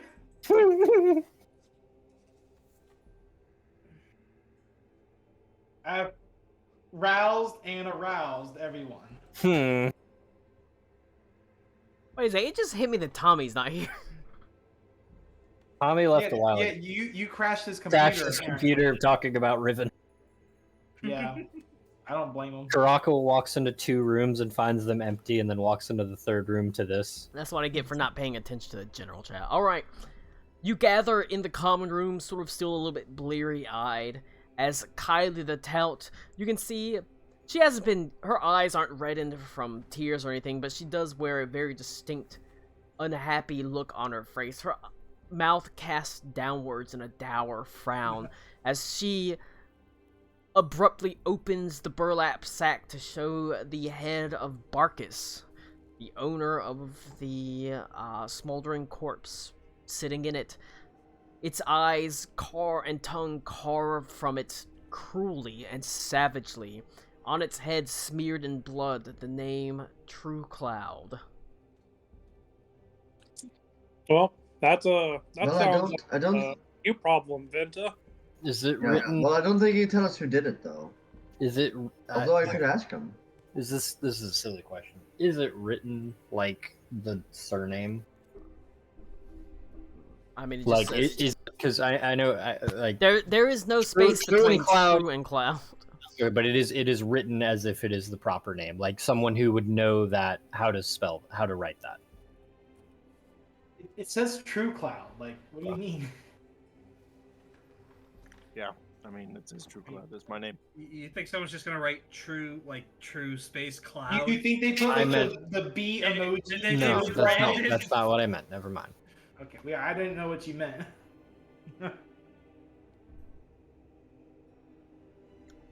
But all right, so Barkus Venta, was. you have some explaining to do. I didn't attack this man. Why would I leave if No I one did? said you did, sus. I don't know. I have no idea. I don't know who could have done this. Somebody who knows me, but I've never been to Sigil before. Well, they have his head. I can ask him. Wait, Barkus was. I know you said the innkeeper. Was he also the one Who's that putting asked fucking us eggplant emojis in here? Maybe if we I might am. help out Ignis or? It was actually the woman that asked you to help to do Ignis. Oh, okay. He was just No, the so owner of the bar. He was like that really pale dude Yeah, with the black hair. the one that was pretty kind to you. He served you the coffee mohawk in the front, or the mullet. The yeah, mullet. the party in the front, So, or the party in the back, the So business if- in the front. if we hypothetically had 3 questions we could ask this head, what would we ask them? Who did it? Where did they go? And why did they do it?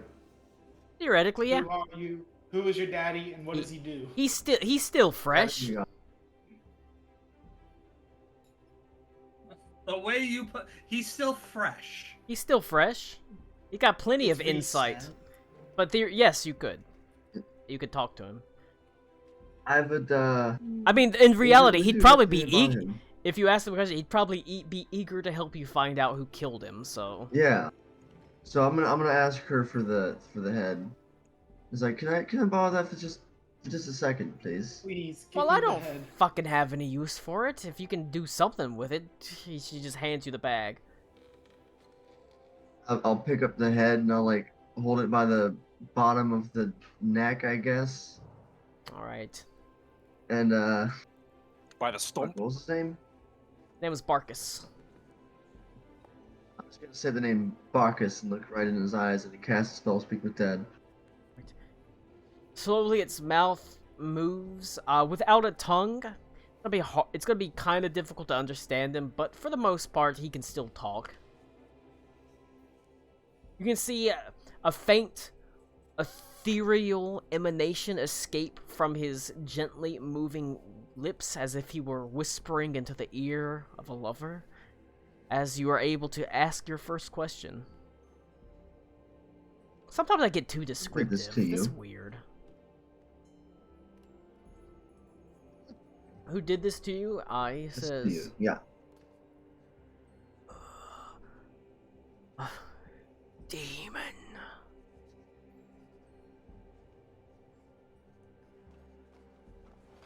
A devil.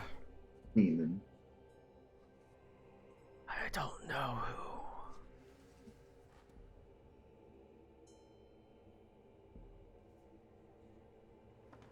That's not true. Two questions.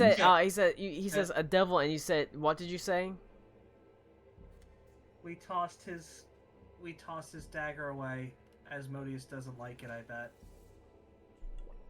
Just, what devil? Messenger.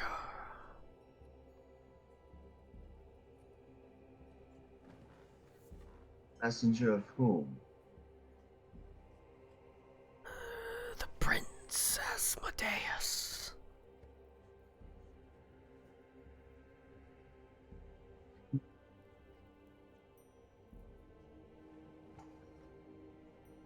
Shit, guys. Looks like we pissed off the Prince of Darkness.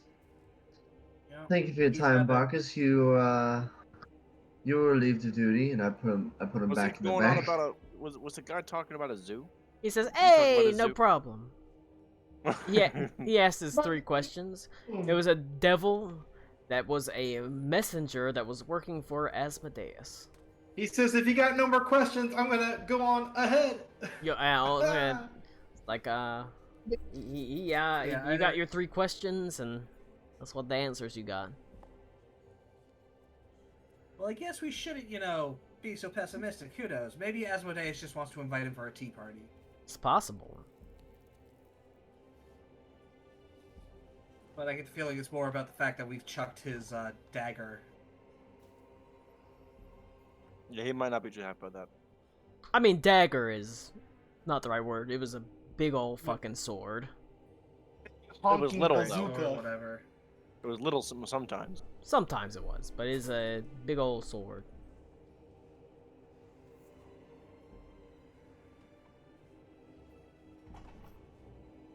It seems that you've got an admirer, Venta True Cloud, and more importantly, some story stuff. Oh my god! Oh my god! It seems like you've made some rather questionable decisions. If you that want might have to- aggravated the deity. Not like I could relate to that at all. You can roll, You can roll a religion check. Klaus, you would have advantage on this because of the Redeemer. Reed, obviously you got some religious training now at this point and that sort of thing. All this shit with hostile gods and divinities. This is why y'all motherfuckers need I got a 9. Kellenborn. Kellenford, yeah, 18. Kellenford doesn't do this shit. Which actually, Albert got a 19. I should specify that I got it with the advantage roll, so it's Albert's. Okay. Yeah, the second one is always like the Redeemers. Yeah. I got a 17. Alright. The shadow sort of rises up into your ear, Klaus, and he says, a ritual most profane. Dedication to the Dark Lord himself, the Dark Prince Asmodeus. This was a ritualistic... What? Okay. The Redeemer stops for Yeah. a second. Gracie's gotta go pee. She's got diarrhea, so. He says a ritual most Got to pee on her butt. profane. Dedication, a tribute to the Dark Prince. To carve out the eyes and the tongue and string them up. And also a message That being Just said, talk to me. You didn't have to kill a guy. the They're devils. They don't care.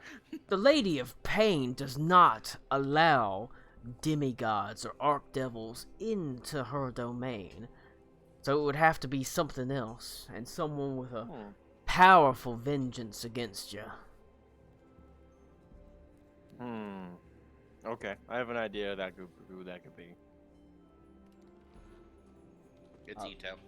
But it is indeed, Asmodeus himself could, or any demigod, god, or archdevil, or anything like that, they cannot travel into Sigil. Then Lady of Pain will not allow it, but a messenger, lesser devil of some sort, could.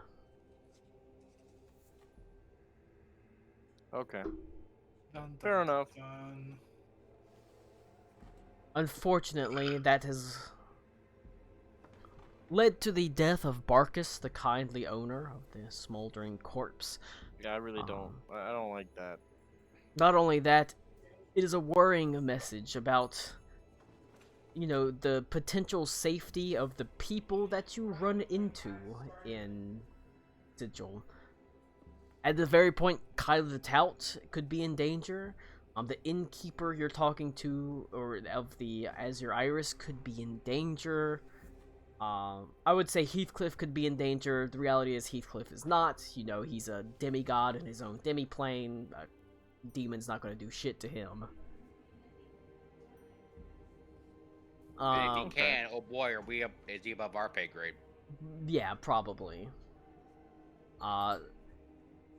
So not only do you have to be careful about where you go, you also now have to be potentially careful about who you talk to, because their lives could be taken to send you a message, Venta. Can't we just like call this demon out? I was about Potentially, to say, if we just call him out and take him care of, then boom, you could try to, but he's not. It seems like he's not immediately eager to reveal himself. For him to do this, he's more interested in playing games with you. You'd have to lure him out somehow.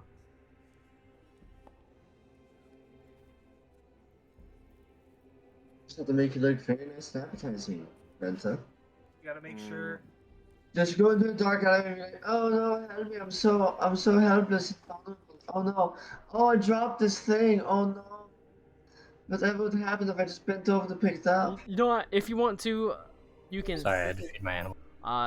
Did you hear what happened? Nah, he was with his wife. Yeah, no, I had to feed my pets. Sorry. Head in bag, that of Barkus. Your True Cloud friendly right on the guy, True Cloud on his head. Clearly looked at it. It's like, this is clearly a profane ceremony and of some sort dedicated to Asmodeus. As that being said, Asmodeus himself could not come to come to Sigil. The Lady of Pain does not let archdevils, demigods, or anything on her plane in Sigil. So it would have to be like a messenger, and because they talked to the head, found out, you know, hey, it was a devil that did it. It was a messenger of Asmodeus. That's what they learned from casting Speak with Dead on the head. And so I imagine they're suspecting, probably wielding the cast-off blade, because you sent it into the astral plane. We're gonna die. Hey, you suspect that it is Mr. Mistle wielding the cast-off blade of Asmodeus. Also, earlier Beaver called him the Prince of Darkness. I'm pretty sure Ozzy Osbourne's the Prince of Darkness. She meant the Lord of Lies. I've been mean, the Prince of Darkness pretty since close. 1979. I fixed it. Wait, hang on. Max, I'm gonna need to hear your Ozzy impression again. well, before that, feel free to inform Tommy what has happened. I have to walk this dog because she's got doggy diarrhea because she got into something. So I will be back. I was just going for that one World of Warcraft commercial where he was at Alright, work. Grace. No, he wasn't. Oh he was fuck, undead. that's He a was undead warlock. throwback. Holy shit. He was an undead warlock, and then Arthas is like, there could be only one Prince of Darkness, and then he's like, I've been the Prince of Darkness since 1979. It's so good. I'm glad I came back to that. I actually Anyways, didn't know that there was one with Ozzy Osbourne. The only one I've known is the one with Mr. T. That there everyone are like no more. 30 of them. There was a bunch of celebrities they got. There's Ozzy was just William Shatner, Vern Troyer. was Robert De Niro Mr. one of T them? had a mod pool? No, you're thinking it's Ray Liotta. It's not. It's you're thinking of, I think. Are we winning? Anyways, Ozzy Osbourne sent a messenger to kill the bartender we met, and he's going after someone named True Cloud. We had to discern whether or not that was one word or 2 words, though, because Connor was like, "Well, maybe that's not someone in our party directed at us." That's not what I meant, but it's cool. Did Ito insight check it? That's Yeah, the it was- true determination. No, he didn't do that. But yeah.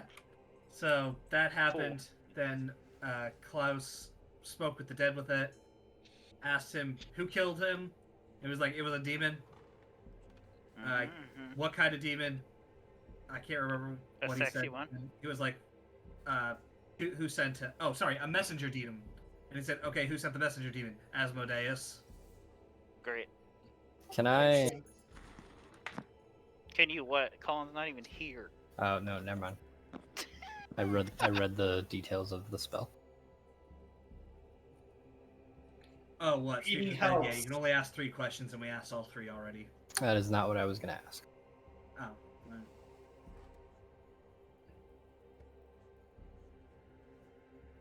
Oh, it must be a spell you have then. If you give the skeleton tongue, he'll tell you more. Oh, shit. Oh, of course, otherwise how can it speak? Is a skeleton an anime protagonist? Yes. I knew it. It's fucking Denji. Yes. Well, it depends. What's its hairstyle like? No, it's just Denji. He's got spiky blonde crazy hair, man. I just want to touch some boobs. Let's Or play is- another round of Spot the Anime Protagonist! Or as Jimena would say, Denji-kun. That's, yeah. That's true.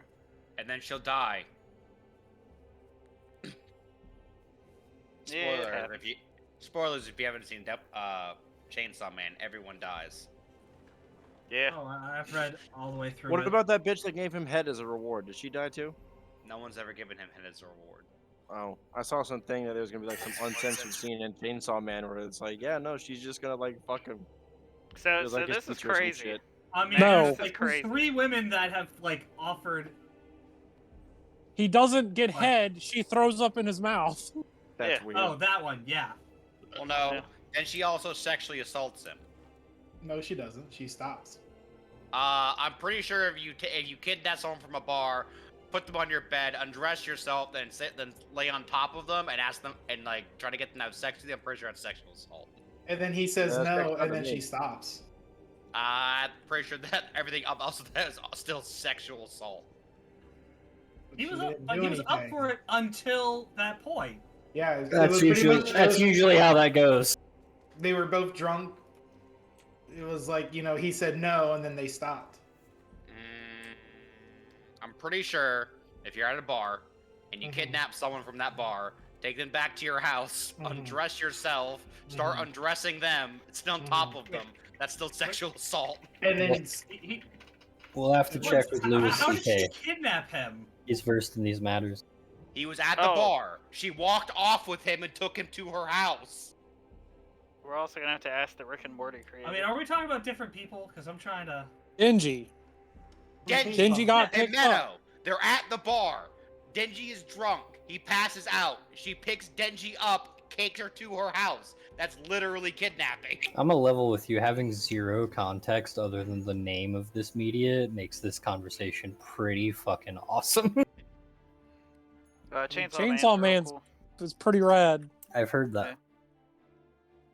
I'm gonna fucking kill this dog. Who do you think It's- gets more death threats, Gracie or Ziggy? I think it's probably fucking even at this point. No, Gracie's been alive longer. Ziggy That's true. Ziggy has been alive Gracie only has 2 years. aged. But I don't know how long Colin has wanted to just murder Gracie's stupid ass. Probably 2 minutes after he brought her home, I guess. I don't think so. No, Colin talked all the time about how he loved Gracie when she was like a puppy and stuff like that. Ziggy, if you don't poop, I'm gonna stick the fucking water hose in your ass. Fucking that's one hell of an enema. You want a fucking dog enema? If you also stick a hose up someone's ass, it's also sexual assault. There you go. Damn. What if they need Rick, it? I'm glad you're to have here. an I enema? wasn't sure until you said that. Now that we know, we got the sexual assault expert here. I'm with starting to us. have to look at some of my internet search history and go, oh shit, I'm a terrible person. I mean, Don't worry, Powder, that's- everybody that's knew that everybody. you were a terrible person already. We're gonna have to hire Rick to be in the special investigations unit. He knows where the lines are drawn. Well, Ziggy has officially pooped. If you consent, it's okay. So a hose being shoved in your ass? Yeah. Yeah, you can consent to Look, that. look, you can consent to anything. I mean, people are into all sorts of shit. That know lady it's we fine. watched earlier consented to fucking Mentos and Coke being shoved up her ass. Actually- I don't know. You It can't definitely do had a some hose? regrets afterwards. So actually, the Give reason that bitch a Coca-Cola enema. the reason that it was unfortunate is because you're really not supposed to do anything with any kind of pressure. Holy shit, is that a terribly dangerous Bad for idea? her- I feel bad for her. We never said it was a good idea, but All we right. did. But she did consent. No, like to it. it's Unless like you made me watch this woman get violated, which in Wait, that hold case, on. I'm not for And it. then release it If on we're OnlyFans. thinking about wait. if we're I'm sorry. thinking Hang about on. I it, need that's Max to single Max. repeat the end of that sentence. What if I No, If you we made heard me him watch clear. a woman get Max. abused, like I'm not. No, Max. fuck you. what if I come Max, into if you've ever watched if you've ever watched any pornography that involves Japanese women, like from a Japanese production, there's a good chance that they're there not under their own consent. Well, now I have to fucking now I have to just. The sad thing boycott- is, like, the chance okay, of that fuck. is what, like, higher than 75%. Look, I think they've now figured out. he's got to Alright. start siphoning cum back into his penis. You know? Yeah, I know, You know, right? I gotta I fucking. really love undo- going undo AFK with all my those headphones buttons. on, just so I can fucking overhear these conversations and have no ability to input You're like whatsoever. saying hi to your mom or Oh. whatever while siphoning cum back into his penis. All I right, like how Beaver came back into his bedroom with fucking intent. all right. was I'm sad. back. The dog has. Colin, like this. Yeah. Look, his arm is permanently stuck like this. He's always at least 50% sassy. I owe you wisdom saving throw, I believe. Boy, I owe everyone here a Uh, wisdom saving throw after well, that fucking Well, conversation. I used the eyes effect now. I believe I owe you a That wisdom is saving throw every that time I is do. true. Give me a wisdom saving throw. I didn't mean to roll for Croc with. Right. 18. All right, you're fine. Okay. So Aruna, Tommy, you've been informed of the Yes. unfortunate Crazy. circumstances that have befallen your friend, not friend, but your at least helpful bartender, Barkus, who was kind to you when other people were quite cruel. Somehow shocking is the first time this has happened to us. Amazing. Well, we don't do too many deals with devils because none of us want to do that. Except someone named Max. I had Nobody's to connected save to those Asmodeus.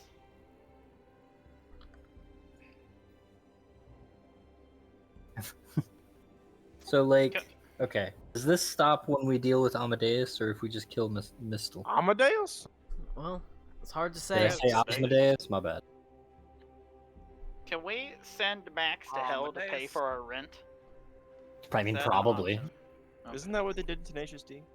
Yes. Yes. Thank you.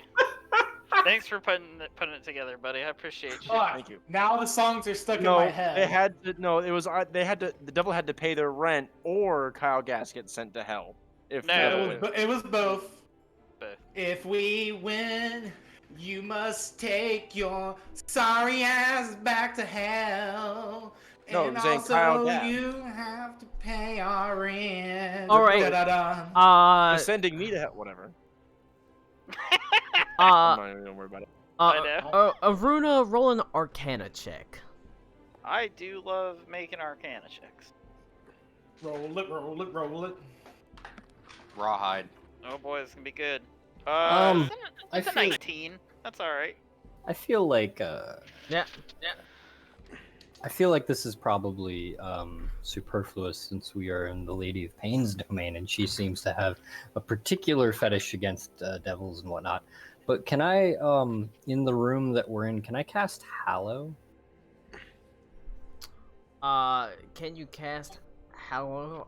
It is. I don't know. That's So it more- specifically says if it has not already been hallowed, and I feel like it might be given the Lady of Pain's predilection. By the way, I swapped Commune out because I realized that spell did not do what I thought it did. So I swapped my Magical Secrets choice for Hallow. It is not really that it's hallowed. That implies that it's been sort of specifically blessed or it's holy somehow. The sigil itself is not in and of itself like holy. It's just it's her demi-plane essentially and her area that she just bars other archdevils and things from entering into. She can sort of cut off the borders from it. That doesn't necessarily mean that it's hollowed ground inside of it. Amazing. In that case, if I can ascertain that, I'm gonna, just as an extra precaution, I'm gonna start casting Hallow. You got 1,000 gold pieces worth of incense? I forgot to read that part of the spell. No, I don't. Madam Bestia Bestia might. might. We got her from her last time. You I was can. about to say. That being said, it's still gonna cost you some money. You get it at a discount, but you still have to pay for it. Could I implore Madam Especially 'cause she Bestia is- to go to Cliffs, and I will reimburse her? Because she is outside of her rooms and things, so she doesn't have quite as much access to stuff. She will, can you reimburse her at Heathcliff's? Yeah, if she can go to Heathcliff. I mean, she can get it, but it's gonna be half price for the incense. Yeah, I'll take that. So it'd only be fine. Do not send her to Heathcliff's right now when somebody's out murdering people we know. Oh, that's true. On a side note, I got a 19 on my Arcana check. Yeah, sorry, Tommy. Alright. My bad. Alright, Tommy, you know what that means? What? It's odd. I hate you. Oh my god. Don't. I How thought many we were is getting that? I You thought were we were getting better. better. You were doing so well, Colin. I just don't. He only drank like a few last night. I did. I just don't really care. Oh, so now we're we had a pregame for the Sunday game where we go all out. I don't really care Oh, tonight. that's just been like the last few weeks. Every day, even when he comes over for I don't drink nearly Changeling. as much then. I don't That's drink at all true. during Changeling. yeah. But you do have your Arcana check is important. It is not just about the ritual. You kind of analyze it and realize there is some faint residual magic on it. Specifically, there are divination spells on the actual head of Barkus. Did anyone check to make sure that Kylie is not in fact the demon? Don't worry about it. You don't sense any magic from... Well, you do sense a lot of magic from her, but not... They're on her, like, magical items and stuff. So you're saying divination spell on a head. Yes. Great. This head's spooky. It's spying on us. Possibly. I don't know. Well, he can spy on the inside of this spooky ass trash can as I open the lid and drop the head in. That seems rude. We're watching Counterpoint. now. We're watching He's Bubba your Hotep. friend! I mean, feel like we could you just wouldn't call him friend, but he was Spell nice the to you. divination and not throw the man's fucking head. Fine, in I think I know dispel magic. I think You are I think so I know dispel disrespectful. magic. Especially since he died because of you. I didn't make him. His life. You didn't make him, but it's still your fault. I do not have dispel magic. I I have mean, the Venta, can you It's your cast name Speak in his with Dead? forehead. Venta, Can can I- you cast That being- Speak with Dead? I cannot. Interesting You enough, need Let to me- cast Speak with Dead and apologize to this man. I How didn't about do that. you- It's a joke.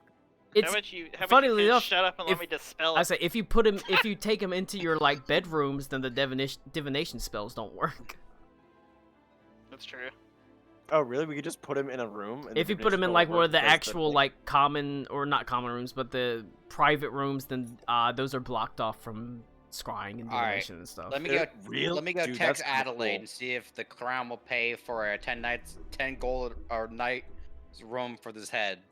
Permanently. Yeah, Indefinitely. Permanently, until forever. we figure this out. Okay, are you actually gonna do that?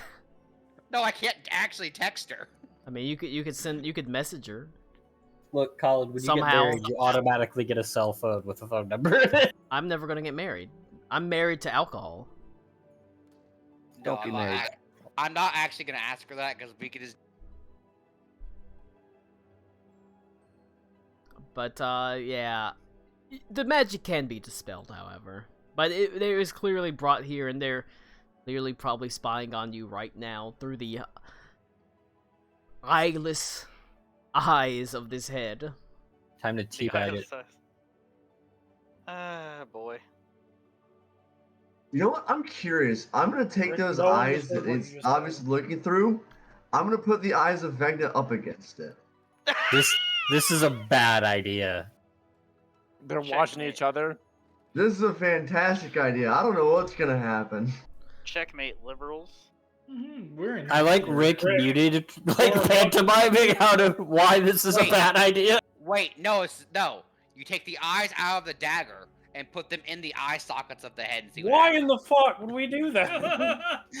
We like Oh Mimir my him? god, I could carry him around like in God of War. There is Yeah, Yeah, we're gonna Mimir him. This is our Vecna Namir. there is only one eye in the Uh, dagger currently. The second eye is Oh, still wow. buried in Klaus's hand. I can remove Yep. that. Why haven't we done that yet?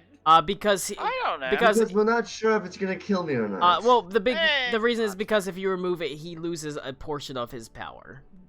Oh, okay. Well, fuck him anyway. Worth it. That sounds like. It's fine. It is the eyes of Vecna working in concert together, the two of them. Anyway, am one I in the dagger dispelling and this one head or not?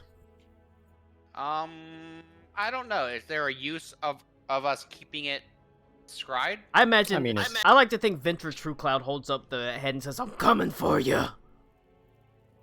Okay. Like, no, I mean, like, no. I'm asking. I'm being serious. Is there a bonus to us keeping it like this? Max, I need Bernie Sanders to do the taken Yeah, phone call quote. I'm literally just trying to get a collective yes or no. Go get it. That would be really cool. Yes. I say dispel it. Just kill it. Okay. I mean, in the nicest way possible. That's not my wheelhouse. Like, I mean, I know, but like it's kind of like I'm sure there could be something, And but I feel like Barbarian. we get more use out of just killing the connection. Unless Okay. we were gonna unless we were gonna stick the head with Venta and just have Venta just be walking around so we can just keep an eye on him while Is we it- run the backdoor operation. But You think I don't think we Heathcliff? have an operation to kill the principal Except eyes. you are. I'm Right saying now. if you're talking in character, you're explaining the entire plan to him anyway. So. Aruna. If you're talking into a Yes. character, I can't Okay. understand you because you're not speaking in a German accent. So Oh, true. Sorry. Aruna, can you like reverse? Can you trace a scry? Like, can you look where it's coming from? I don't know if you can like backtrack it. That is a. Are you ask the asking if you DM can if we caller can do it. ID divination? Basically. Alright. I mean, Well, that is I'm entirely. more asking, saying this is a cup with a string on the end. If he can follow the string, she. 69 Well, I mean- Satan. Get behind me, Satan! Can you start 69 Satan? It's so good. We can't get any. We can't do anything today. We're too stupid. Oh, I am will stupid. let you. Let's take it to Heathcliff's and Heathcliff can start explaining Riven to it. That'll be a good decoy. Oh no. Here you go, Stop. as the days. You can scry on the inside of this department store. Learn about Riven. No. We're done talking about Riven. I'll say it's Uh-oh. within the realm of possibility to do, but it'll take some rule bending. Yes, I will let you spend maybe an hour working on it, and you can expend a 5th level spell slot to cast Detect Magic to trace. Colin, am I Dude. down a 5th level spell slot for the Hallow attempt earlier? Yeah. Or no, because I didn't have the component. Or, well, Madame Bestia can provide it for you. It only Okay, costs okay. 500 gold pieces. And it wouldn't be attempt, it would be a successful Hallow. You would just Okay. do it. Like I said, currently there's not anything that's stopping it. It would protect the Azure Iris from that sort of stuff.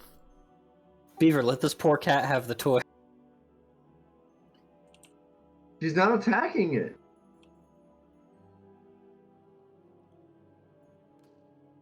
She gets mad at me if I put it down. Alright. But you are able to do so. If you want to expend a 5th level spell slot, Oh, I sure can. spend an hour sort of working on it. Yeah.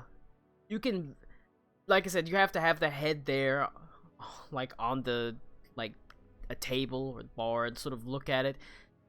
And you initially start analyzing just the magic of it.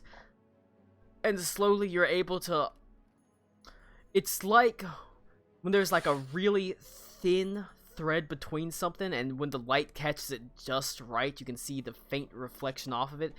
It's like that, but with magic. You can see the faint reflections of magic that link it from one place to another, extending out from the back of this poor soul's severed head. And you think, yeah, you could probably trace it. Trace it right back to hell. Not back to hell. For the person Unfortunately, that's, considering it's a little bit more, you're in sigil, so you can't really go back to hell. But it is a little bit more mundane. You trace it back to the lower hive, the hive district. It's a. Can I Yep. turn the head into a warmer, colder device? And the head will go warmer, warmer when we're getting close to its source. Roll an investigation. Oh my god! Roll an investigation. Check. Yeah, I don't mean it as literally as that, but No, yeah, you do. Hey, tell me. If they fire Justin Rowland, you should apply for his job. yeah, thank you. Can we get it to go? I got a natural 13 plus 11, so 24. You can use it like that. There is a distinct problem. For you to do that, you have to maintain the divination spells on it. And if those divination spells are maintained, they also know that you are getting closer. That's true. Okay. Well, this is Mr. Mixelpixel. He's fat. We're faster. No, not Mr. Mistle, the guy who ran the fucking menagerie. No, Mr. Mixelpixel, the Superman character. The guy who ran. That's not how you say that, but I understand. The guy who ran the menagerie was Mr. Mistle, who you encountered again. Mystical menagerie. And now, Rick was saying Mr. Mixel Pixel or something. Yeah, the Superman Yeah, the character. Superman villain. now you have to deal Oh, with Missile Piddlewick? Mistle 2.0. He's Well, now I mean, wielding okay. a sword. If his goal is to kill Venta, I mean, do you think he's gonna care that we know that he knows, and we're just walking into a trap? He might be hoping that you. It could very well be that he's hoping you trace it back and walk into a trap. You don't know. Yeah. So I let's- mean, I say we walk Okay, into the so trap. we give it to. Yeah, we walk into the trap and we have other people waiting to circle around the trap. We can split up. Trap his ass. oh no, he said it in accent. The head hurt us. Oh, of course. Well, no, I'll stick my fingers in his ears as I say. Oh no, he can read lips. Then we turn the head around so it's facing the wall. I mean, Well, is, It might be just on the head's surroundings. Maybe No, we he just- like. We It just doesn't matter we what we spell face it him out for. like when you're talking to it next to a child. well, okay. So here's my thought process. Let's see here. Let me read. Do we my have like a final bag of spell. holding we can put him in the meantime? While we have We the don't, conversation? we don't actually have a bag of holding last I checked. Yeah, we do. I thought No, we I did. think Bruce gave his to Karakwa.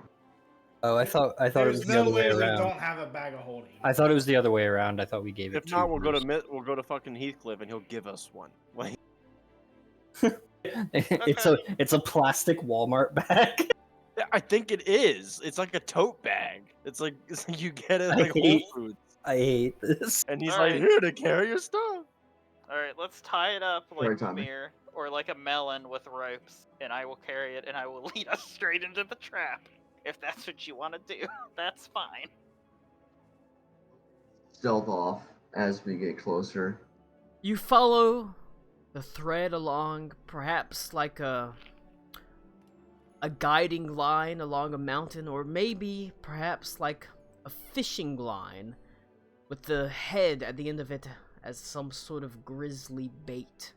And it leads you down away from the safety of the ladies' district, or away from the safety of the market ward, past the Sons of Mercy that might be able to aid you, to the lawless and heartless hive.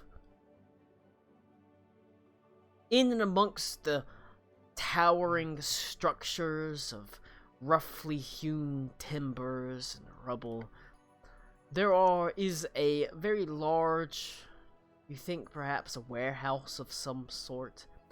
The roof itself is collapsed inwards, long since cast asunder by some sort of terrible weight. Perhaps it itself is the weight of neglect. There smells of mildew and sulfur. You smell like you farted. I did fart. How did you know that? He's in the walls. Oh, You have can you smell noticed the that your, Discord. have Yeah, you noticed your or- chair is oddly Cody shaped Oh my god. with a face in the seat? It's terrible. The sliding doors that lead into this warehouse sit closed, and as you go to them, you pull on them, and the 20, like I said, they're doors that are maybe 20 feet high, and with some difficulty you heft them open into what's left of this warehouse. You can see the air seems to have some sort of fluttering dust in it that sort of stings at the nose. And standing on a causeway above it, above the main floor, ready for you, waiting for you, a massive sword sort of resting on his shoulder with one hand on it, the bulbous form of Mr. Mistle. That motherfucker's still fat. Still large, now wielding the sword that you cast asunder into the astral plane. Why doesn't it? No, he was with them. That's right. I killed him with it. You played You did, yourself. and I did play myself. you did play yourself because it gave him access to Mistle's basically soul. He is there, and he has several other demons, Cambions, that wait at his side. He says, "Enter True Cloud. I hoped you had gotten my message." Could have just talked to me. You sent a messenger here. You could have had the messenger just talk to me. That's not very demon-like. I know it's not very demon-like. He is the messenger. I am the messenger, Venta. and the message I'm delivering is your soul into the Dark Lord's hands. But we'll pick it up there next week with you fighting Mr. My Mistle god. and the Cambions, the Cambion crew. And Colin refuses to allow us to avoid this fight. I mean, I don't think you're gonna talk your way out of Not gonna this be able one. to handle This- 40 gold this- this time. I mean, this one has a purpose. I'll kill your ass a second time. That's All right, well, Max is soloing it. You guys heard it. Well, all right, Max. Good luck.